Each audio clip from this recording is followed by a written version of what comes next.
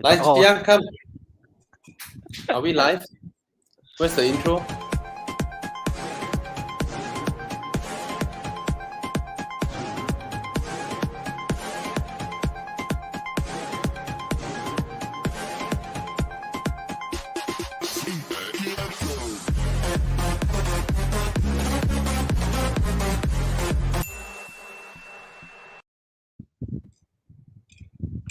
Yo, yo. yo, Bobby, how are you? I'm good. I'm good. Mm-mm. So I hear that you are busy with cars today, the whole day. We today we settled the one of the car we had, the Almera, so we had to go and Mm. settle with the bank and paid all the balances, and then we got a used car dealer from Sramban coming to KL to buy the car Yeah. cash. Wow. Yeah, because I asked him why so this thing, and he's like come on, I'll give you the cash now. I'll take the car first. I can transfer later. He just want the car. Apparently Almera is a hot cake like easy to sell. Um, Serious. Okay, I mean easy to I sell. easy to sell lah, and I'm Yeah. not selling it like high price anyway. Yeah. So yeah, so that's kind of sold. My wife's very sad now. Today's the last day of the car. She's going around like, oh, I'm gonna miss the car so much. You sad? I mean, it's the car we had when my son was born Ah, okay, last okay. time. Same month we bought, kind of stuff. So it's the memories of that. Oh. Uh, and then uh, and then yeah. So she still has a first car that she ever bought. Mm. She still has a second car that she ever bought, and a new car Mm. coming in. So if I didn't sell this, she'll have all the three cars she ever bought in life will be with her. So you can imagine that. Where else I must sell my cars? So unfair, isn't it? You are a slut But luck, man. when it comes to cars. I am a sucker for pain, lah. Sucker for pain, man. I mean, I just wish I knew very much earlier. I would have avoided so much of pain, lah. And I guess that's what the show is about, isn't it? It's about avoiding pain, buying the right car. Today, All right. so today I was Hi, talking. everybody. Yeah, Oh, today I was sorry, talking sorry, to Taman. Uh, Prakash, and I was saying yeah. like, Prakash, I wish I had bought a Z4. The amount of times you told people on your video, if you're a graduate, Mm, buy a Z4. If I bought yeah. a Z4, you know how much Mm, so easy to maintain, no hassle, parts are available, looks yes. good, iconic. Yes. Yes. Yeah, just why so stupid? No, okay. I just want to clarify when I say buy a Z4. People just summed it up as, wow, Bobby asked fresh grads to buy a Z4. Hmm. My whole sentence is, if you are a fresh grad and you are from a moderately well-to-do family, I'm not saying super rich who stay in Bukit Damansara. I'm saying someone who stays in probably, I don't know, Ampang or OUG, or PJ or Subang with a terrace landed, and then your home got a Camry and a Velfire, that type, Cheras, you so know? get cheras. Yeah. Please add Sorry? cheras. Please add cheras there. Okay, Cheras, yeah. Right? And your parents actually have a steady Yeah. savings, and they can afford you to college, and you guys are discussing plans of maybe going I don't know, Australia to study, or Taiwan, or going Mumbai or whatever. All right, that type of family whereby after you graduate, they can buy you a like a Myvi, or they can buy you a Saga to go around. That type of family. All right. Instead of Myvi or Saga, you can actually tell them you would like to have a Z4, even though it may look, the cliche is there, youngster want a sports car, and then he will kill himself. But the idea is to mingle with different group of people, join car clubs and all that, and then you expand your whole networking Yep. because you are luckier than others. Mm, mm, So mm. that was the whole gist Yeah, of it. correct. Yeah. Yeah, I yeah, mean, yeah. if anything we can say is surround yourself with people who are better than you. and then you'll become better also.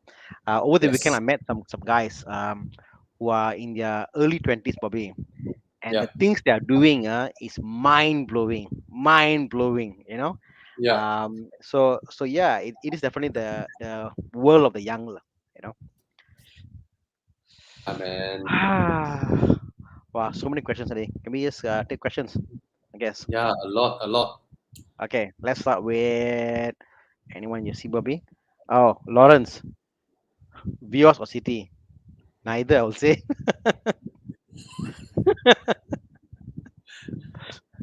Go Oh, for Accord. 2016 second hand. What's the price Mm, now? let's have a look. 40, 45? What's the price now? 40. Oh my god. That's a good price, like 45 minutes. Huh? I don't know. I'm just throwing a I mean, number. I don't think it's. I think we more lah. I think more like 60 minutes. I'm not a. Okay, I'm correct. It's Uh, 50, 48, oh, 50, hmm, 48, 50, 48, 50. Yes, that's for the city. but it's an older design, is it? It's Well, to me, the city dual. never really changed much lah. Yeah. Okay, Vios Mm, is, yeah, same thing. 45, 50, 45, 50, 45, 50. So it's about that yeah. price. Yep. Ah, Chiang has 43K. wow, this Mm, one what? 37K ah? Walao. hmm. 2016. Hey, I typed Interesting, the yeah. same thing. Oh, I did not sort by price. I haven't sort by price. Sorry, Mm-mm. because my Interesting. data is. We are selling our Almera Mm, 216, and that costs now 33 around there to sell. And before you all say Alama Almera, you lost money, whatever. Actually, no, because when we bought the Almera, it was very cheap. It was yes, about what 60 plus. 68K, Yeah, less than 70K, no. So I was yeah, looking at less than 70K. I bought, and I'm selling for like 30K. You know what? yeah. Fine, lah, bro. Not so bad. Not so bad. You know. Yeah. Mm, Hey, it's okay. If Lawrence, if you are spending 30 over thousand for a mm. Vios or City, fair. That's very fair. Fair Not price. Fair price. yeah, yeah, yeah. Mm, I mean, put it this way: you spend 30 over thousand to buy a 2016 Vios or City. You park next to a current Vios or City, right? Most can't tell. It's like exactly. Exactly. most can't tell. You Mm, spend 60K less, right? yep. Yeah, man. You're right. Like it looks twice the value than what Oh you're paying yes. for. So Oh yeah, yes. almost at 1.5. Yeah, You take note. 1.5. Do it, Yeah. man. Do it. I mean, what do you pick, Bobby? Vios or City? For me, it's City lah. It's a more sportier, City. young man look lah. You know. Yeah. Yeah. Yeah. I really like the city's packaging, Yeah. the interior packaging and all that. Get the City. Okay. We've got Danny Tian says got into a car accident last Saturday. We hope you're fine. Hey, Stay you're safe, guys. alive. Not here. You are Yeah, alive. we got insurance, ma. So don't worry about that. Yeah. And then Celebrate that. so gonna say last Monday Porsche, last Thursday Maserati, this Monday, hmm, last Monday Porsche, man. What was Porsche last Monday? Forgot. We are consistent. We are consistent. They're consistently harassing me for Maserati. We are being Oh, Tana, consistent. Hmm, Tana. hmm, Today, yeah, Boon Hong sent the Aston Martin Volante yeah. for Hmm, inspection. yep. So it was is a good buy. All right. Hmm, The car only had minor engine oil leak. yep. All right, and the aircon is not cold. Hmm. And before this, the guy has some wacky body kits and all that. And the funniest thing is that we all thought that the rims were some crappy rims, Hmm, hmm, hmm. Okay, must be some cheap blood rims, right? Have you ever checked out American rim companies? Yeah, I mean they're Like very baller lah. they come up with the ugliest designs lah. Let's put it that way Yeah. lah. And they Uh, all sell at a very premium price. And yep. their designs are ugly as AF. Uh, It's just ugly. So apparently that's a forged wow. American wood. All right. And it costs about 40,000 ringgit. Oh. Right. But it looks like crap. Ah. Really Bunong, looks like if you're a truck. listening, I think you can always repaint and redo and publish Oh the rims. yes, Yeah, you can yes, make it nice yes. and yeah. After we look through it in detail, right? You know how three-piece rims, right? They have the bolts that are Mm, being mm, secured, mm, right? mm, This is where you see the the the skills of how they design the wheels. I don't mm. think Can't see Chiang lah. has. Can you play this video, Chiang? Can you? Are you able to play it with sound? No sound, No, there's no sound. This is a picture. Yeah. No sound. Mm, Anyway, this mm, was at the place where I serviced my car. mm. So one of the bolts, right, is like bolt, bolt, bolt, bolt. But actually, one of the bolt is the one where you to pump your tire. Wow. Yes, bro. Serious. Yes, yes, they hide it there. But you look at it like this, right? It Yeah, looks like yeah, correct, correct. some chiplak rim, right? Yeah. Yeah. So Wow. yeah, it's some expensive stuff, but then Is it's on some Chinese tires. So and they gonna throw that away. So it's a bargain. The roof works, everything works. So yeah, he got a great bargain, and then the car mm, sounds mm. amazing. I mean, one thing I Yeah, realized is that like you always talk about willing buyer, willing seller, yeah, and yeah, when you go in with cash or you go in with and you look around and you know your prices, you can yeah. get a good deal. Because I'm not looking for a car. I don't want to say what car yet. I will do a review of my car, on my family car soon. But Uh, the moment you hunt on your bargain and you know your price, no, this is what I want. This is what I want. Keep. exactly. You will get your price, but you got Yes. to, I think, first and foremost, pick which model you want, what is it you want, and be very familiar with it. Like I think, like Mm, you mentioned before, with your BMW 6 Series, there was like a suddenly found the car, but then you know the mm, price in back of your head, but you are in the point of time you were rational enough to know this is the yeah. price, this is what offering. At the point in time, you must take the Mm, opportunity. If not, it's gone. mm. Correct? Then yeah. So yeah. Oh, we need Like to help our friend here. who? Ho ho Joseph. ho ho. Ah. Okay, Joseph. So perfect little runabout for someone who has a large sedan and a D-class estate. So the D-class estate is the Mazda, obviously, Mazda 6, and then the large sedan is LS 400. Yeah, LS And he 460, bro. oh, His this is V. 460, sorry. And then he has obviously the what do you call it? He Eh, uh, oh, got sound, Chiang.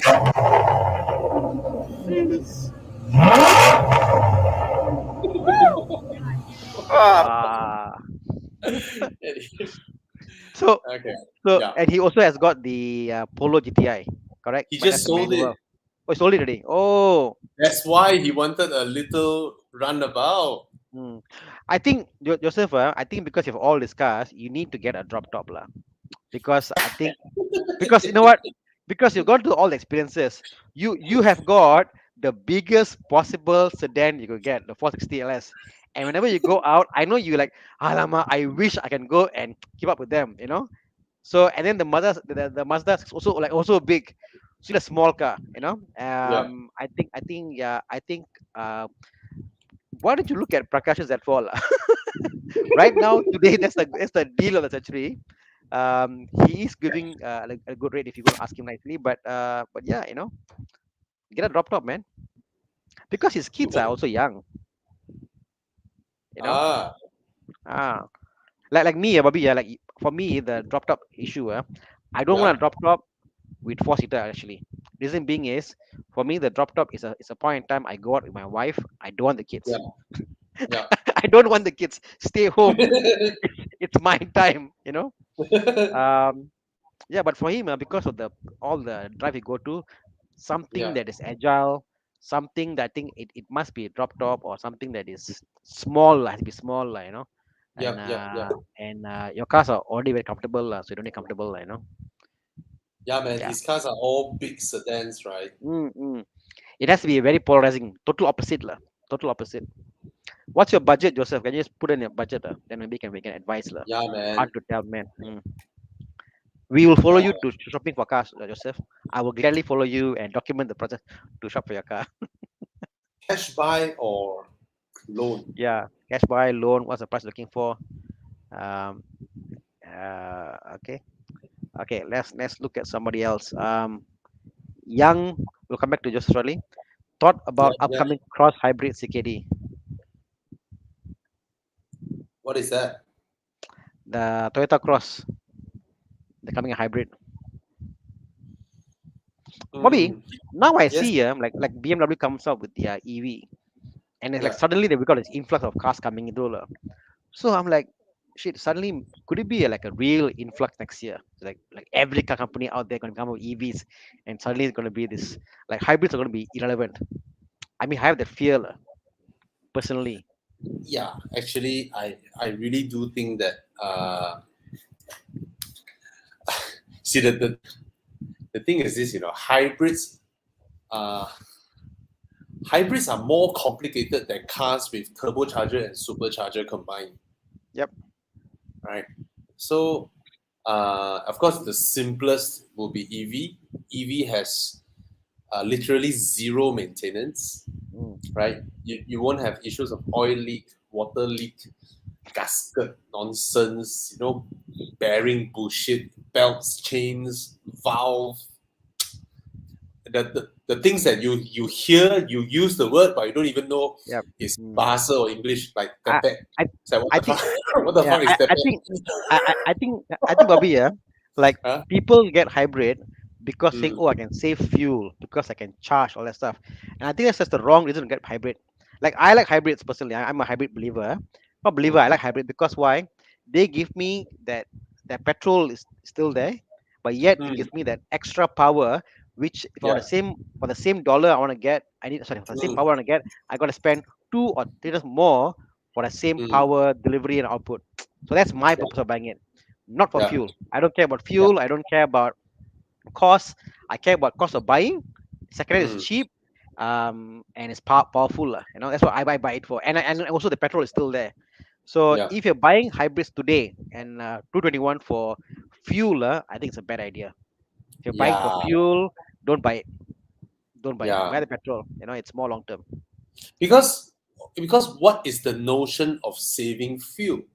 If saving fuel equals to saving money, right? Is hedge against money, right? To get your Mm, ultimate equation, right? Then mm, you could have saved that money by not buying it at the first place, right? Right. So mm, yeah. I mean, I met. There's one time I hopped into a Grab car, and then the guy mm, is like, it was it was a Hyundai Ioniq, and he was like, mm. Bobby, is that you? Wow! I watched your Hyundai Ioniq review, and I purposely buy this Hyundai Ioniq to do Grab car. For And then you. that moment inside me, right, my physical flesh remains not moving, but my soul came out and smacked my forehead, because he bought an Ioniq to do Grab car, obviously Oh my to god. save Oh, fuel, but but also if fuel first is class lah. yeah, Ioniq, I don't think is in the no that time Grab Euro. hasn't had they haven't come Oh, out with all this yet. So I was like, oh my god, you could have saved 50,000 upfront by just getting the default Grab car that everybody uses for, right? yeah. Either a Mazda or an Almera. Mm, Anyway, yeah. anyway. Yeah. I think So I think yeah, I think yeah. I think it's the wrong reason lah. yeah. Congrats, Leonard. Congrats to you getting a new car. Ooh, Wow. yo, this one. Thinking of getting a 2008 LS 460. You can talk to Joseph. He has one. Yes. Yep. All right, and Oh, it's a damn good buy now because of the mm, price. I think this car is yeah. what, like less than 50,000 Mm, now. mm. Uh, I I'm, did a I'm not video. sure. I did a video on it. You can go check it out. The stuff that's in the car, the bits and pieces, the electronics, it's Yeah, just amazing, yeah, Yeah. You know. yeah, yeah. This one I would say it would be. I think it would be the TT, but all Yeah. are easy to maintain. All of them are 2 liter Yeah. turbos. Very easy to Mm, maintain. mm, They are very reliable, so not mm. much of problems. Don't worry. I mean, the 2017 is already a newer engine platform on the Audi Mm, TT Gen yeah, 3 yeah. already. 2016 Z4. I'm not sure which engine it is, but it should be 2 liter turbo lah. the It should be the not the N20 lah. It'd be the N20, N20. N20. Okay, Mm, still mm. is fine lah. Yeah. Easy to maintain, no problem. Yeah. Mm. Mm. Simple cars. Wow, look at that, 155K, yeah, and you have something that looks like this. Yeah, man. Red leather and all that. How much would it be brand new, Bobby? Brand new should be 400-ish. Yeah. The engineering involved. Look at the tires. Look at Yeah. all that you pay Yeah. for and what you get. 1.5. Yeah.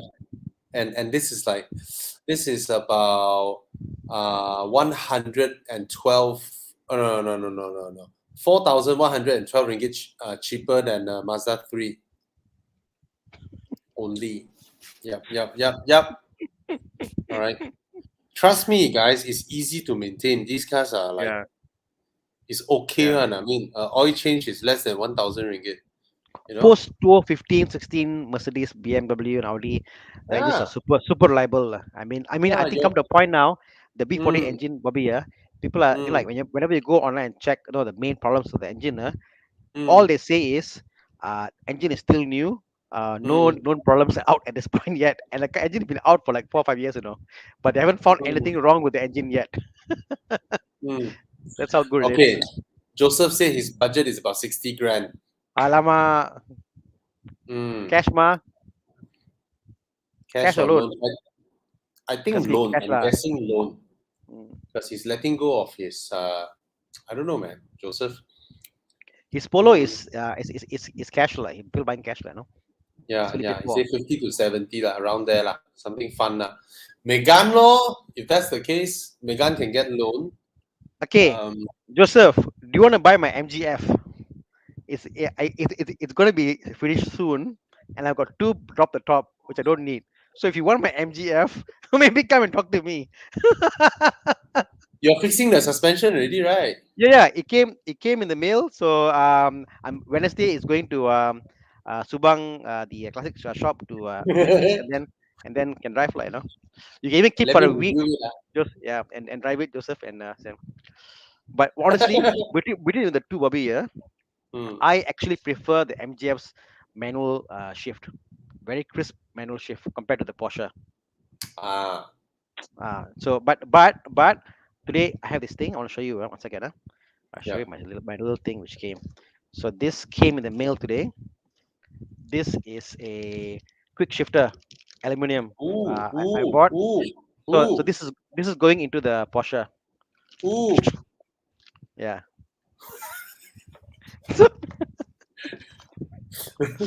So yeah, You are the guy who treat your Porsche like a Honda. Like you can bypass. Oh, look at this! I got this new steering. Oh, I got this new thing. I told myself I should never take cars too seriously.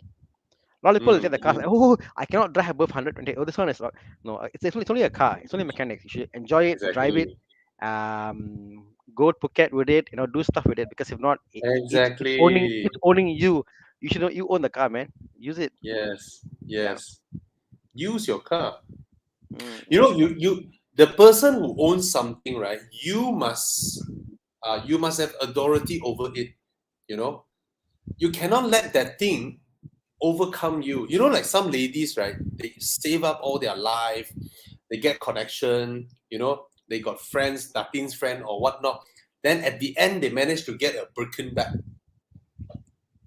a yellow color Birkin bag. The whole thing looks like a freaking briefcase, right? And then they go have high tea, and then the high tea table is smaller than their bag. But because the bag is so expensive, 100 over 1,000, they don't want to put on the floor, so they put their bag on on the table, and then they don't have space to drink their tea. What the heck is that? Wait, you spend money, you can buy a bag, and then the whole thing, you are like the servant of the bag. You no longer look cool. You no longer look classy. You become a person who's just delivering the bag. That's not the way. You want to look cool like some superstars. They hold their bag, they go gym, and then they get sweat, they throw their clothes in, and they put the bag on the floor, and then they use it. They freaking use it. Correct. Then they look cool. It's like it's like Bobby Howe, like this is the Note 10 Plus. You both buy the same phone, So people buy like Note 10 Plus super slim phones, and they put this Yeah, big little cover and cover it, like what's the point? You bought the car phone to be so thin and beautiful, it's so nice, but then you go and spend money to make it thick and ugly and bulky. Like use the freaking phone, you know? Look, at first, right, I didn't even put on a casing. Yeah, I just used my phone, yeah. and then I told people I never drop phones. Uh, And then right after I tell people I never drop phones, and then I drop it.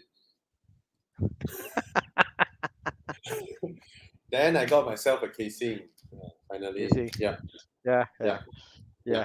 yeah. You know what? Same casing, Bobby. I got also. The house that I use, but yeah, I Yeah, think it's same logic. Like you have a car, use it. Yeah, exactly, Mugilan. Your car should be yours, live, not the other way around. Exactly. yes. What's the point? You keep your car mileage, and for the next person to enjoy it.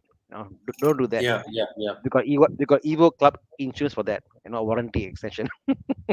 Exactly, exactly.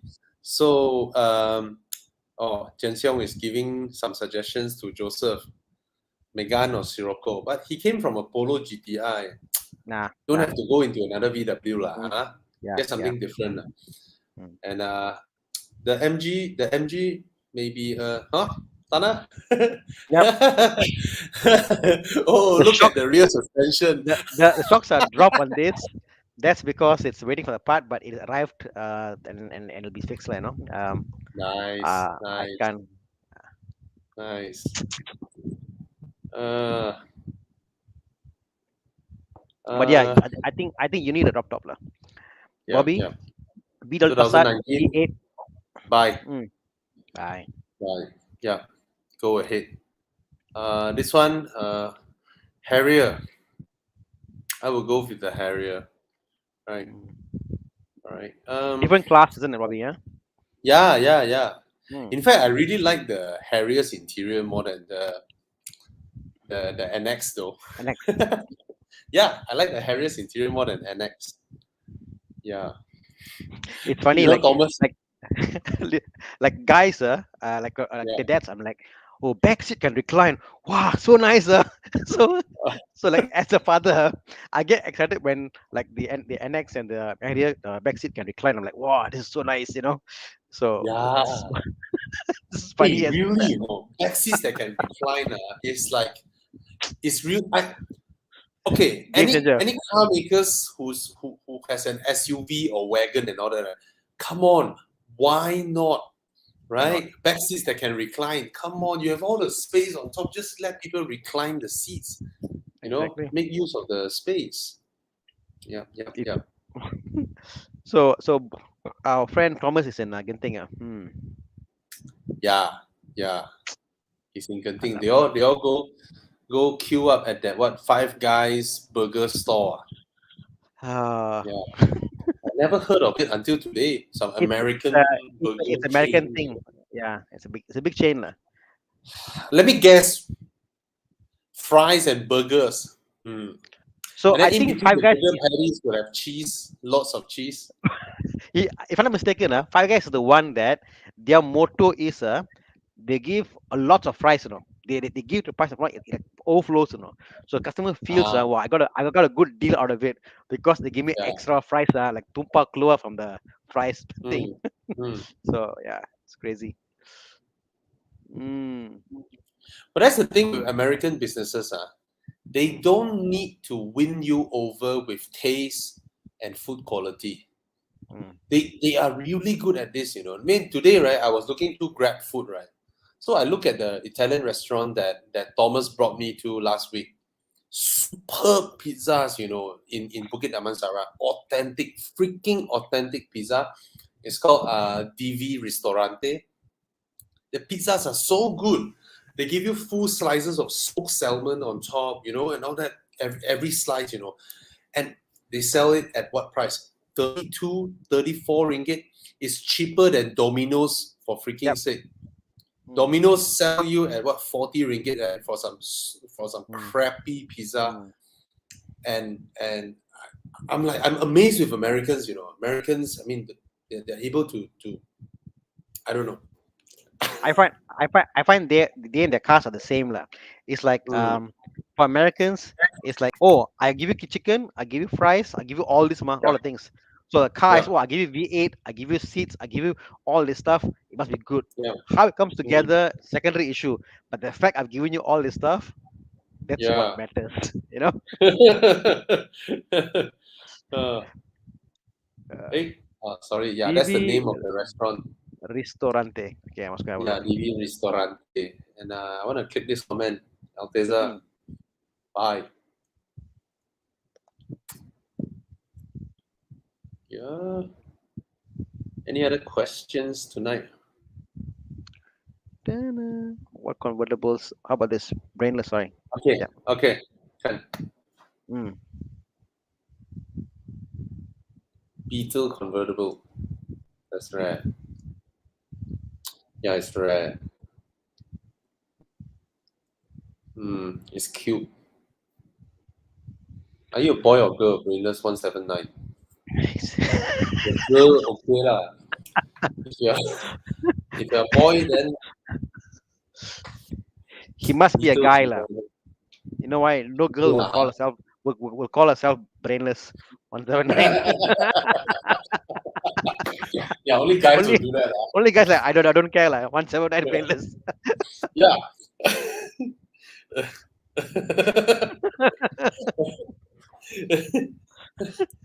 Yeah. Uh, I think 100K. convertibles. I think before that, Bobby, yeah, it's like I find that whole convertible topic. Every convertible has got a different charm to it, you know? And I feel that if I were to drive a convertible that doesn't meet my personality, it's almost like a Mm, conflict, you know. Or even if it's a yeah. coupe, like if I drive, let's say, 86, I somehow feel it doesn't jive with me as a person. Yeah. Like Yeah. like like, like would you see me driving an 86? Like, Yeah. No. not really, right? Correct, you know. Yeah. Yeah. Yeah. Yeah. So I think before the price, I think you gotta see like what do you want? Do you want something that is a mid-engine and handles corners very well? Maybe like a Boxster. Are you a person that you want something light, easy to maintain, a Miata or a Z4 because you want that six-cylinder engine? You know. So I think the character is so different. Um, Mm, they're all different lah. And then, like now I see certain people, they fit their cars, you know. Like you see owners who are happy with their cars, like, and you mm, see them and like, oh, this is the owner, this is the car, such a good match. You can see the happy in their yeah. face, you know. It doesn't matter Yeah. what car, Yeah. they're Yeah. happy with the car, you know. So Mm, so I think forget about the price first. See what deep down inside, what is your character, you know, what you like, and then look about the price. Like it could be 120, we book a high DK, you know. But talk about what's available. What you've got the Z4, you've got the I guess the Miatas, Miata possible older Miatas. you cannot Now no, find them. cannot find The thing is, let's assume this. Let's assume brainless 179 is not a 45, 50-year-old man with 100K cash to buy a Oh, convertible. Let's okay. assume you're not that old yet. You're pretty Mm, young, mm, and mm, you need to buy a convertible with a loan. mm. And below 100K, there are so few choices that are available for loan. Volkswagen EOS, Peugeot. Peugeot 308cc, Mm. right? But that car, most people who buy convertibles, they worry about the roof, right? The Peugeot 308cc, you worry about other things than the roof, the engine, the gearbox, the aircon stuff, you worry about those. So Mm, mm, uh, there was a point in time about a few years ago where the Z4s that are still available for loan went below 100K, but mm, recently the prices swing back up, maybe because of mm. us. So I think, yeah, the, Sorry, yeah. the prices just swung back up, Mm, and very few. I mean, you can find one with loan, then please go ahead. You may be able to find some 2011 or 12 E-class convertibles, mm. then probably you can. Other than that, I don't see any entry point into a convertible that is still available for loan. Most Yeah. of them are cash buys, Mm, and mm, convertibles prices always swing back up very weird. Provided the Mm. car is extremely ugly, like a W210, big small I E class. But quickly True. it was sold. It was sold very quickly, 40 over thousand. Yeah. Mm. Mm. But even that will go up, lah. I think from the list, the more easy to buy and maintain will be the EOS, lah. Um, Yeah, the EOS convertible, you can do a very exciting mod. You can mm, change your whole EOS front end to a Scirocco front end. That is something that you can do with your EOS, and if you do it, your car will look superb. So you can try and get the EOS convertible, which essentially it is a Scirocco convertible if you've made the mm, front end swap. You know, so it's a very good buy. It's one of those hard top convertibles with a glass roof. yeah, hard top, And mm, mm, crazy and value. 2-liter turbo, you can mod the car to 250 horsepower easily. All Mm. right. It has a large boot. It has 4 seats. Proper The rear seats. seats, it's not super duper proper, but Mm. Tana can fit in. Yeah, Tana yeah. can fit in. Yeah, yeah, yeah. Mm. It's, Because it's the not expensive. It's not expensive. mm, Still available for loan. yeah, because the CC obviously is ugly. This is all wrong. Wrong. Nothing much available, lah. The EOS, lah. Yeah, very few. Very Very, few. very, very few. 308cc, right? Very few convertibles that are available for loan. That's it, lah. Mm. 211 Or, onwards. I'm looking at 211, 100K convertible. yeah, Nothing much for sale, lah. yeah, and there's one available for loan. One guy just put up his 640i, same as mine, selling 180K. I think that's a very good buy. That's Mm, also slightly below market value. You can mm, get it. It's the one and only one out there. mm. 640i convertible currently, 180K. Still available for loan. Last year available for loan. So if you want to grab it, you can go ahead. All right. Okay, we got our Mm. guests joined up. Can I just want to do our guests first or go for a break? All right. We welcome our guest first. He's there waiting already, right? From Okay. E1 Racing. Let's bring him in. Hello, Miko. Hey, Miko, how are Hey, you? hey, Bobby and Thana. Good, good. How are you guys? Very Awesome, good, man. very good. You're tuning in from which country? I'm in Singapore. Ah, Nice. nice, nice. So, which team are So, you with, Miko? So you probably see the Yeah, logo up there. So SFHS. that's yeah, it's a Safe House. It's a Singapore and Korean racing team. It's a bit of a car ah, Wow. community as well, and Hmm. then they have our sim racing team as well. safe house. Nice. What do they do? Are they purely into racing? So they it's basically a community of car guys, and unfortunately I've never actually met up with them in person, but we've gotten to know each other really well, just because of COVID travel restrictions. But Yeah, yeah. gotten to know each other. There's Wei and Paul, or Paul I have met because he's Singapore based, so it's Wei and Yeah. Paul who run the show, Hmm. and yeah, just a great community of car guys that love playing games as well. So they have an active Discord community. We see a trend, Miko, with the guys coming in from the sim racing, that some of them have got actual racing experience. Some of them are going to the racing experience. So you're obviously from Finland. So I assume that you have had some interesting childhood on the snow. You want to talk about your background in real car driving experience? Yeah, so interestingly enough, in the snow, the first time I actually properly drove in the snow was only a few years ago in New Zealand. Oh, So, Really? as as an instructor at an AMG event. So, okay, okay. Oh, yeah, I've spent a lot more time outside of Finland than I have in Finland. I But see. yeah, on the real car racing side, I've done like a decade or two of karting, and then followed that up with an occasional driving single seaters and Mm, things like Caterhams and lots of lots of track awesome, time. man. That's a picture of racing in Malaysia in not exactly. It looks like it says Sepang at the back, but yeah, a few cool races there next to me. But September, I think that might be Pekan if I remember the race weekend correctly. Mm, But mm. yeah, and Caterhams and what else have I Wow. raced? But most of my track time is actually when I've been coaching in a Mm, variety mm. of cars, and So that's you are around the Asian you region. are so you're actual instructor for events, or what do you do? Yeah, instructor work is occasional, mainly for Mercedes and more recently a little bit for Porsche. But then my main interest is in coaching race car drivers, and that I varies see. from kart racing to car racing, single seaters, Ferrari Challenge, Caterham stuff, anything awesome, anything with four So wheels really. wow. So you're obviously like you got the mindset of you've been there and you're giving them the instructions of how to, I guess, mentally prepare. And I guess sim is all about a mental game, isn't it?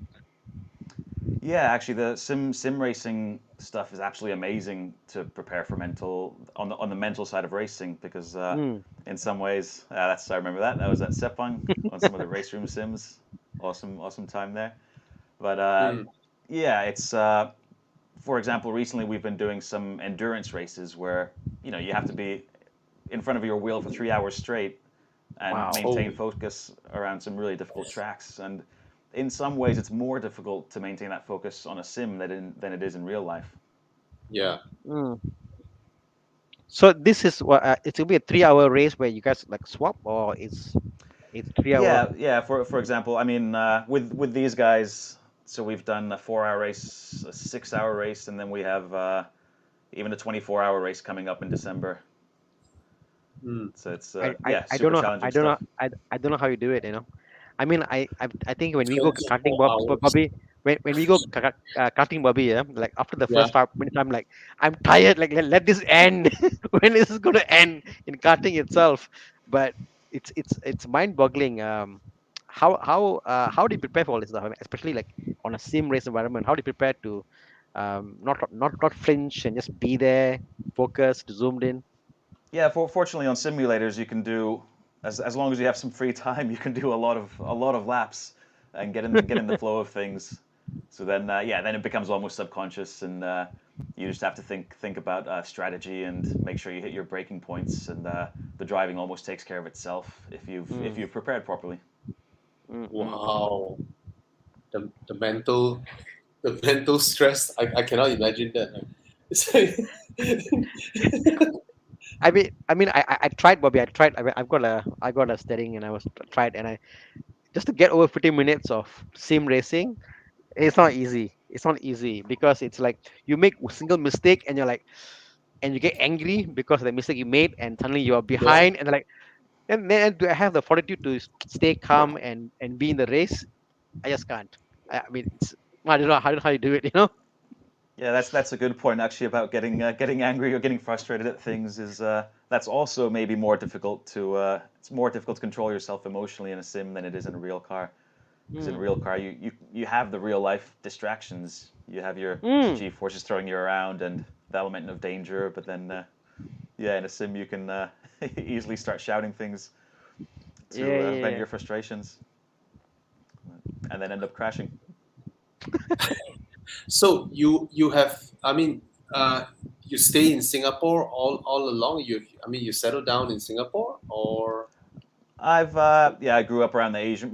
Most of my life was in the Asian region, and I did spend a lot of time in Malaysia before Singapore as ah, well.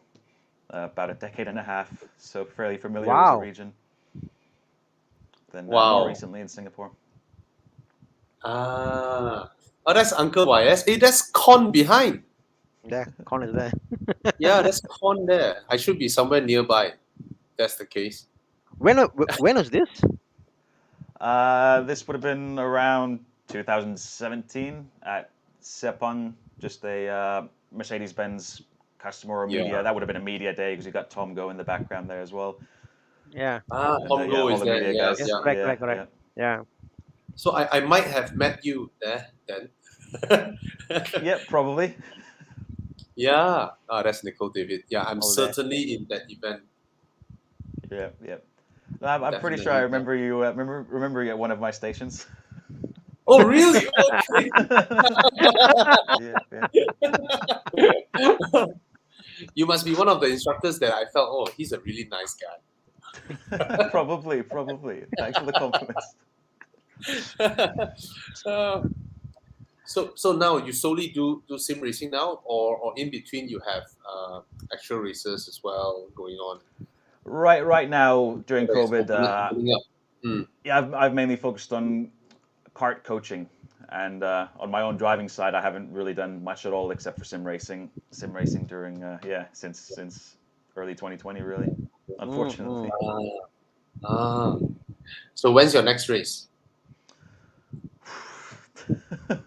Next sim race is next week. I'm sure there's pretty much sim race every week or two, but Yeah. real race. Hopefully something starts happening next year again. So next week, you're having your E1 racing, right? Yep. So Wednesday will be E1, the season finale, and I think on the weekend there'll be another fun race to do. It's great that it never Nice. ends and we can race all the time. I mean, it's funny that just now you mentioned that your first time driving on snow is it's not in Finland, right? It's in New Zealand. You were saying New Zealand, yep. New Zealand. That was All right. that's at the Southern Hemisphere Proving Grounds, which is where a lot of the manufacturers test their cars when it's summertime in Europe. And My first also snow driving yeah. is in Finland. I was lucky enough to go to Finland in 2016. What was the region called? I forgot. There's a name. Laplands. Yeah, they call it Lapland, Lapland, right? northern Finland. Yeah. I Yeah, assume you did some driving on a lake. Yes, That was on a yes. lake. Yeah.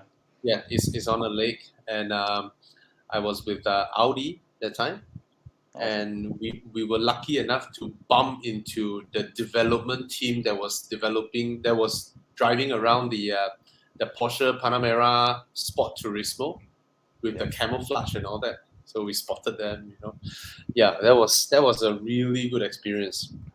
So is it true that every Finnish people can drive extremely well? I guess you kind of have to when you have to drive through the snow. I do enjoy watching. I enjoy watching during the winter time in Finland. Like for example, my sister's place in Helsinki. You'd just from the fifth floor or something, you'd have a look down when there's been a snowstorm, and you see some old ladies drifting their cars out of the corners and recovering Wow, and epic! hitting the snow banks a little bit, but they keep going. Yeah. How cool is that? I guess from Yeah, very the young they know how to stay calm, relax, and I guess that's the whole Finnish thing, is right? You're like ice, like you're made of ice, like really focused and zeroed in. Yeah, the fortunately the driving test also involves a slippery driving Oh, component, just to make oh, sure that you can handle it if the roads ice up a little bit. wow! If you were to reinvent the driving scheme in Malaysia, what would you add to the driving schools in KL? If Finland was like, doing ice driving in Malaysia, what would it be? Oh dear. Maybe I. So I actually got my driving license in Malaysia.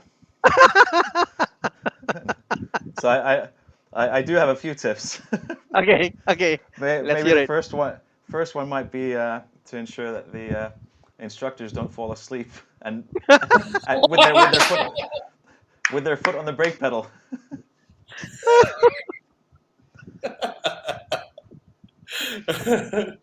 or or or get the consul stuck in a ditch, which was another. Yeah. Oh, tell me Uh, about it. You know what? In retrospect, Tana, mm, if Malaysia has snow, at least there's mm. one thing that nobody could do. From the innermost lane all the way to the outermost lane, just like that. They couldn't pull that off if we have snow here, right? So. Yeah, yeah. All right. It's really nice to meet you, Miko. And everybody, this is Miko Nasi, and from Safe House, right? Your racing team. Yep, safe house. And who is the main sponsor for Safe House currently for your team? So the main guy that we have, or I have interactions with, is Wei Liang, who's currently based in Korea. Nice. And so he runs up Safe House in Korea. Cool. So that's a shout out for them, and we wish you the best of luck in the finale, and let's hope you get a great race, Miko. I love Thanks, your boys. decal on your car. The livery is like just black. That's it. Yeah, it's Simple proper. and nice. Yeah, we've kept it nice, kept it simple. Paul loves basic design. Yeah, Lovely, looks epic, man. Kept that through all the cars. Thanks. Very nice, very nice. lovely, lovely. And hope to meet you again, maybe in some, be it Mercedes or Porsche driving events, hopefully. All Yep, right. absolutely. Thanks, Bobby. Thanks, Dan. Yep. Thank you, Miko. Thank Thank you you, so Miko. much. Have a good evening. See Bye. you. Bye.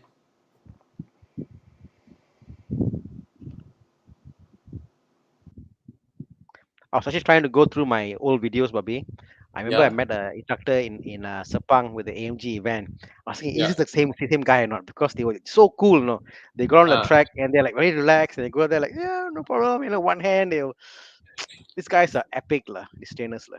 You know, epic, epic, epic, man. No, the more I see his pictures, right, and his face and the way he talks sort of reminds me, mm, that I was actually, I think his station is the one where we have to, like, slide the car a little bit, yeah, yeah. All right, we'll go for a quick break, and we'll come back after we get some drinks. All right, stay with us. More exciting stuff's coming up. Tana, I need to get a drink. I keep seeing you drinking your stout.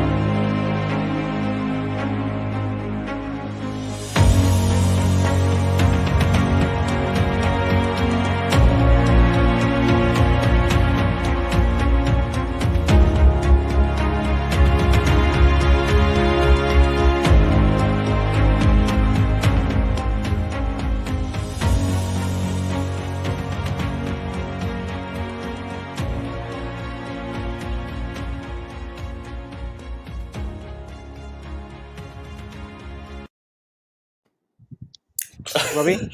Yes. I was looking at Jandela and I was like mesmerized. Yeah, Like, man. ah. Yeah, man. We're looking at it, right? Okay. Here we would like to really thank Sime Darby Properties, and especially Jandela Residences for coming in and sponsoring us. Yeah. It's just amazing, Ironic. Yes, you think of the funny thing, right? It's like Fan bought, right, and then we did a live show. We invite Fan, and then that live show, Sam Davies basically sponsored that live show. They said like, hey, no, after the live show, they sponsored it, and then we were like, oh wow, then we trim it, furnish it up, and then that, as you guys know, a few of us, including myself, we booked the property because we like it and we think that's a really good buy. And then now it's a perfect match. We get to promote the property that we like so much, and then we bought, and then we get to show it to you all. It's one thing what you call like promoting because it's advertising, but another thing is to put your mouth where your put money where your mouth is. Like okay, I trust this. We're there and we invested, and yeah, look at that, man. Yeah. So do check it out for those interested. Of course, today's show is not about property. It's just that they came in and sponsored our live show, and we're glad for that. And we'll happily promote that because we ourselves, really, really like it. All right. So do check it out. Yeah, these are the visual images of it. It's situated in that little circle of Bukit Damansara, Taman Tun, Bukit Kiara, and the golf course, KLGCC golf course. So around the whole property, there are no high rises. There's nothing around you. So it's not like in one Kiara, you bought a high rise and then another right in front of you build up. And this is how it is. There's not gonna be anything around it because This, uh, yeah, this is my view, Bobby. oh, yours is Thi- facing. This is our this sorry, this is our view. Sorry, that unit you see there, looking in the skyline. Yeah, yeah, yeah. That's the view, lah. Ah, Correct. okay. Yes, yes, yes. Block B facing the other side, right? Hmm. Yes, yes, that's the direction of that view. Yeah, yeah. So on the right side, that is Taman Tun, and then on the left side is the golf course. So those units that are facing the golf course is actually more expensive. And I think a few of us who bought, we like to joke that, oh, if you don't want to spend the budget to look at Tan Sri's, you spend the budget that looks at Dato. So because Taman Tun Could is you all rich people also. could you go back, Chiang, to the earlier picture? Yeah. If you see the triangle there, that building, the first building is VATS, right? Is that VATS? I think so. Which triangle? The next to on the right of the Yeah, Jendela, there's a yeah. triangle of houses. Then there's a first building there. The first building is VATS. That's how near TTI it is. Yeah, yeah, it's walking distance to the row of Hmm. shop lots in TDDI, and Hmm. yet it is inside the golf course, Crazy, man. and then there's the private road. You see the trees on the left, and then the golf grasses on there. That's the private road where KLGCC club members can use only. And then, and again, this property comes with 10 years of the golf membership. And that the other day, that day we were happy. A few of us, we actually went there and try and experience the driving range. And then Sandabi also, KLGCC Resort arranged Michelle Low to give us a run through because none of us are golfers. We don't know our stuff. And that's where we saw the 168,000 ringgit golf club. And then we posted. Yeah, 168,000 golf club. Anyway, yes, yeah. Since then, I become a fan of Michelle Low. I'm looking at a YouTube channel. She does Yeah, great videos, lah. Her videos are fantastic, lah. she is an amazing person, right? The way she Presenter, how to present, how speaks. she speaks. Yes. Oh So my charming. God, so Yeah, articulate. man. Yep, yep, yep. All right. And let's continue. Okay, Keep this the one, Abdullah. questions coming. I'm planning to buy a SUV. It has petrol and diesel variants. Is there advantage buying the diesel variant? If Con was here, Con will say buy diesel. Okay, Tana, I have for me there is a clear cut line. Yeah. If it is a leather frame SUV, Yeah, same. the kind Spot that on. feels very heavy, Spot on. immediately diesel. I Yeah, would yeah. immediately feel it needs a diesel. Mm. I drove the Toyota Fortuner 2.7 petrol Mm. to Uluyam, and then I went Mm. off road Mm. with my friends. That time, his new Range Rover Vogue SVR. Mm. So his is a 5-liter V8 supercharged. Mine is a 2.7 NA, 4-pot, And I realized one thing: there is a significant disadvantage of bringing a petrol variant to off-road. It's very difficult to modulate the throttle. Yep, yep. Because you don't have enough torque at low rev. Mm. You need to rev the car, Mm. right? And when you rev the car, you are like, in between not enough power or wheel speed. Like I see, when you go off road, the Yeah. main thing is about traction, and also going on slopey areas. So Yes. you need to have controlled descent, controlled ascent, controlled movement. And the only way to have controlled descent is if you have high torque, and the only way Yeah. is to diesel. So like my Everest, fantastic leather frame diesel, Yeah. fantastic. But if I Yeah. get like let's say a Evo lah or a Yeah. Cayenne lah, I say petrol lah, I'll go for petrol, something more fast and stuff, but of course Cayenne diesel is quite nice also, I know. Yes. Yeah. Yes. Oh, Tana, Mm. have you driven a Land Rover Mm. with the off-road mode?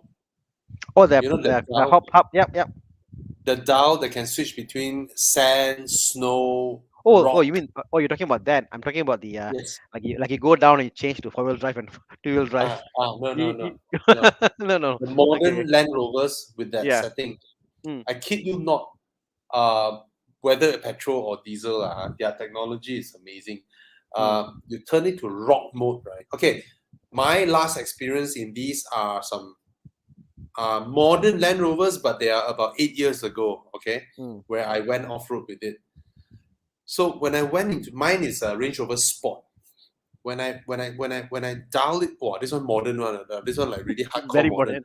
Okay, Tana, Chiang, the one on top, first row, the third. Yes, this one. So I turn it to rock mode, which is the last one on the right. Right, that Yep. is rock mode. In rock mode, right, it's so difficult.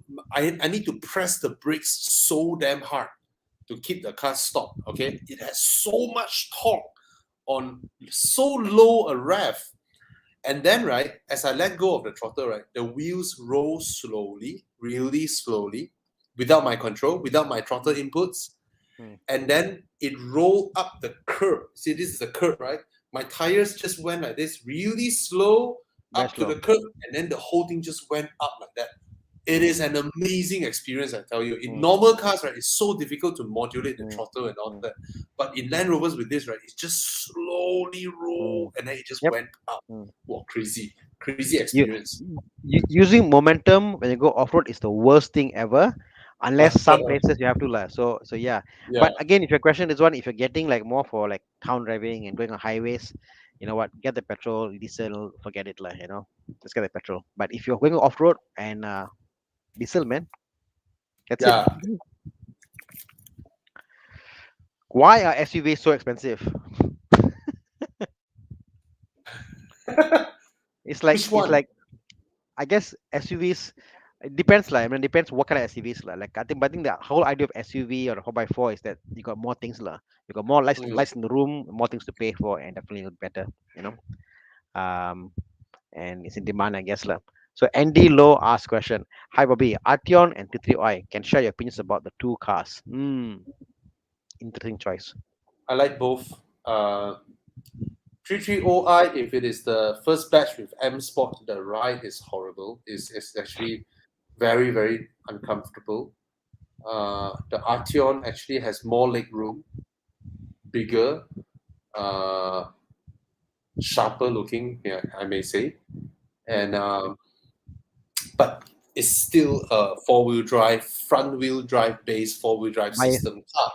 it's As bias brand lively lah. as it is, yes, as lively as it is, I mean, when compared to Audis or other front-wheel drive cars, it's not a rear-wheel drive car, you know. And of course, a rear-wheel drive car, if you're not experienced enough, you drive in too fast, you know, you're gonna end up in a larger crash than a front-wheel drive or four-wheel drive car. So I have no idea about. I mean, both you're not buying anything wrong here, like. But be Yep. it you the Arteon or the 330i, but the Arteon is superbly comfortable. 330i, I'm not sure about the current local assembly variant.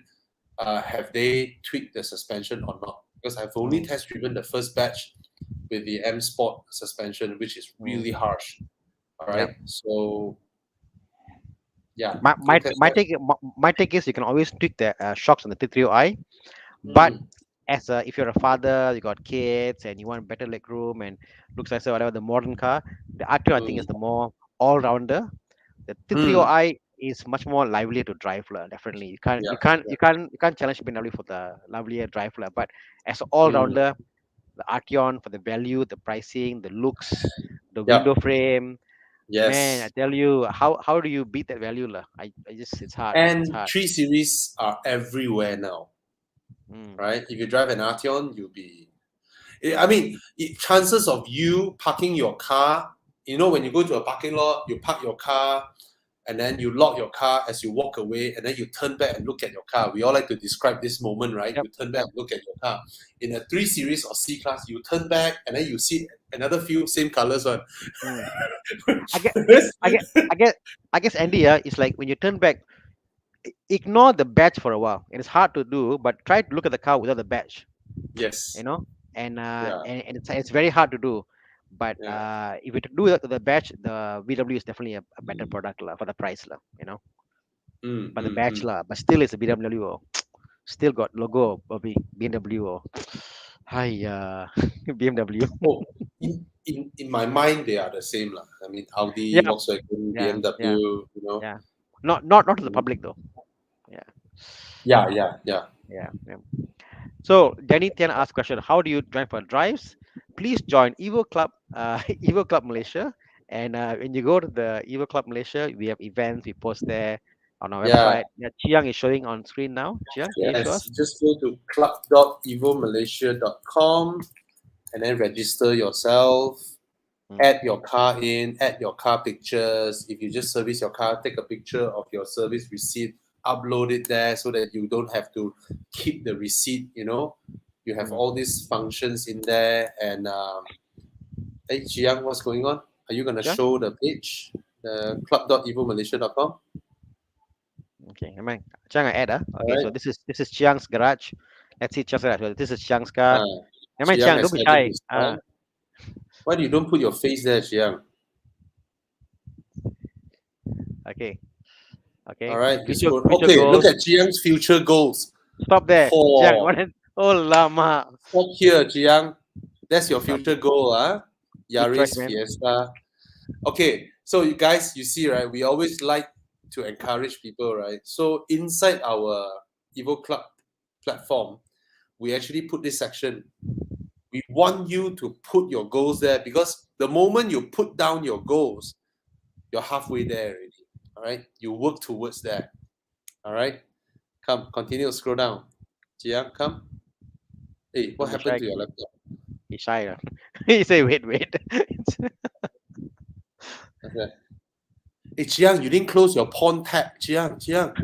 I can see. Your You. pawn tab is open. Yamate. Okay.